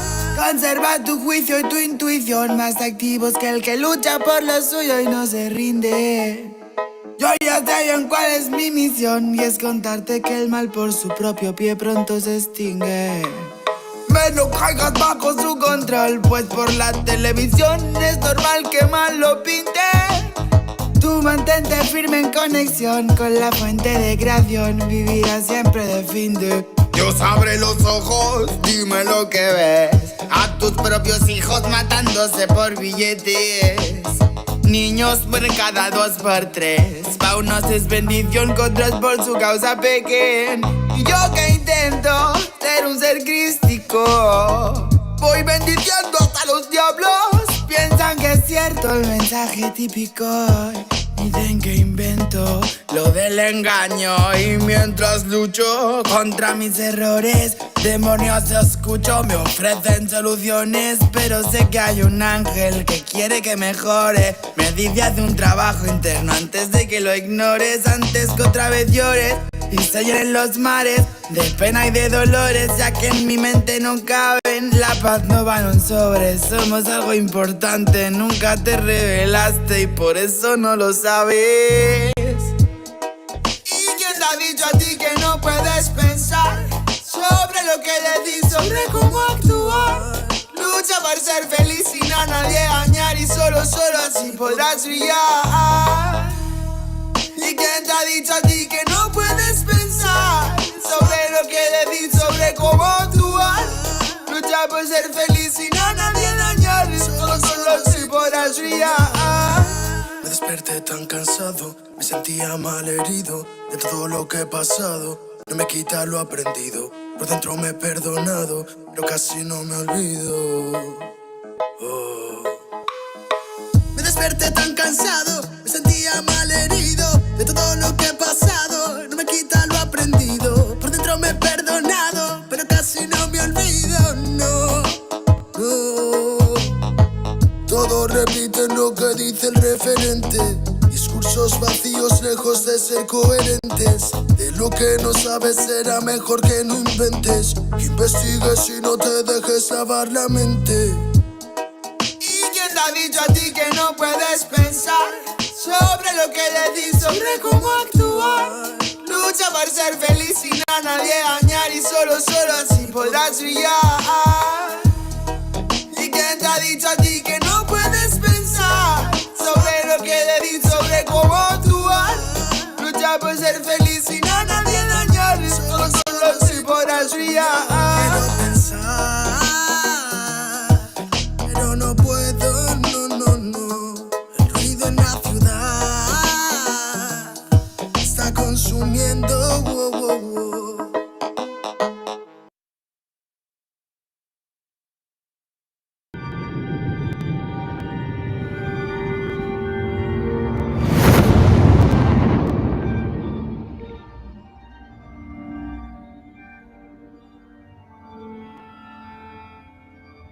Ical, hijo, abre los ojos.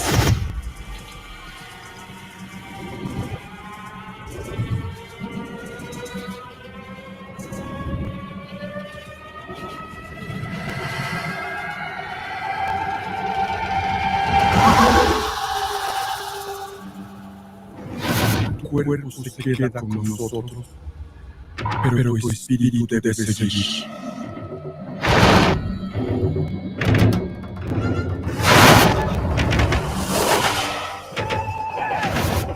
Busca la luz. Aléjate de las sombras. Deja que nuestro dolor sea tu fuerza. Y de aquí iluminamos tu camino.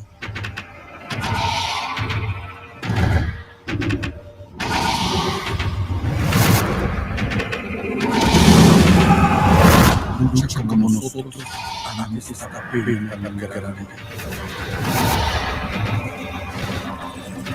Yo soy tú eres yo.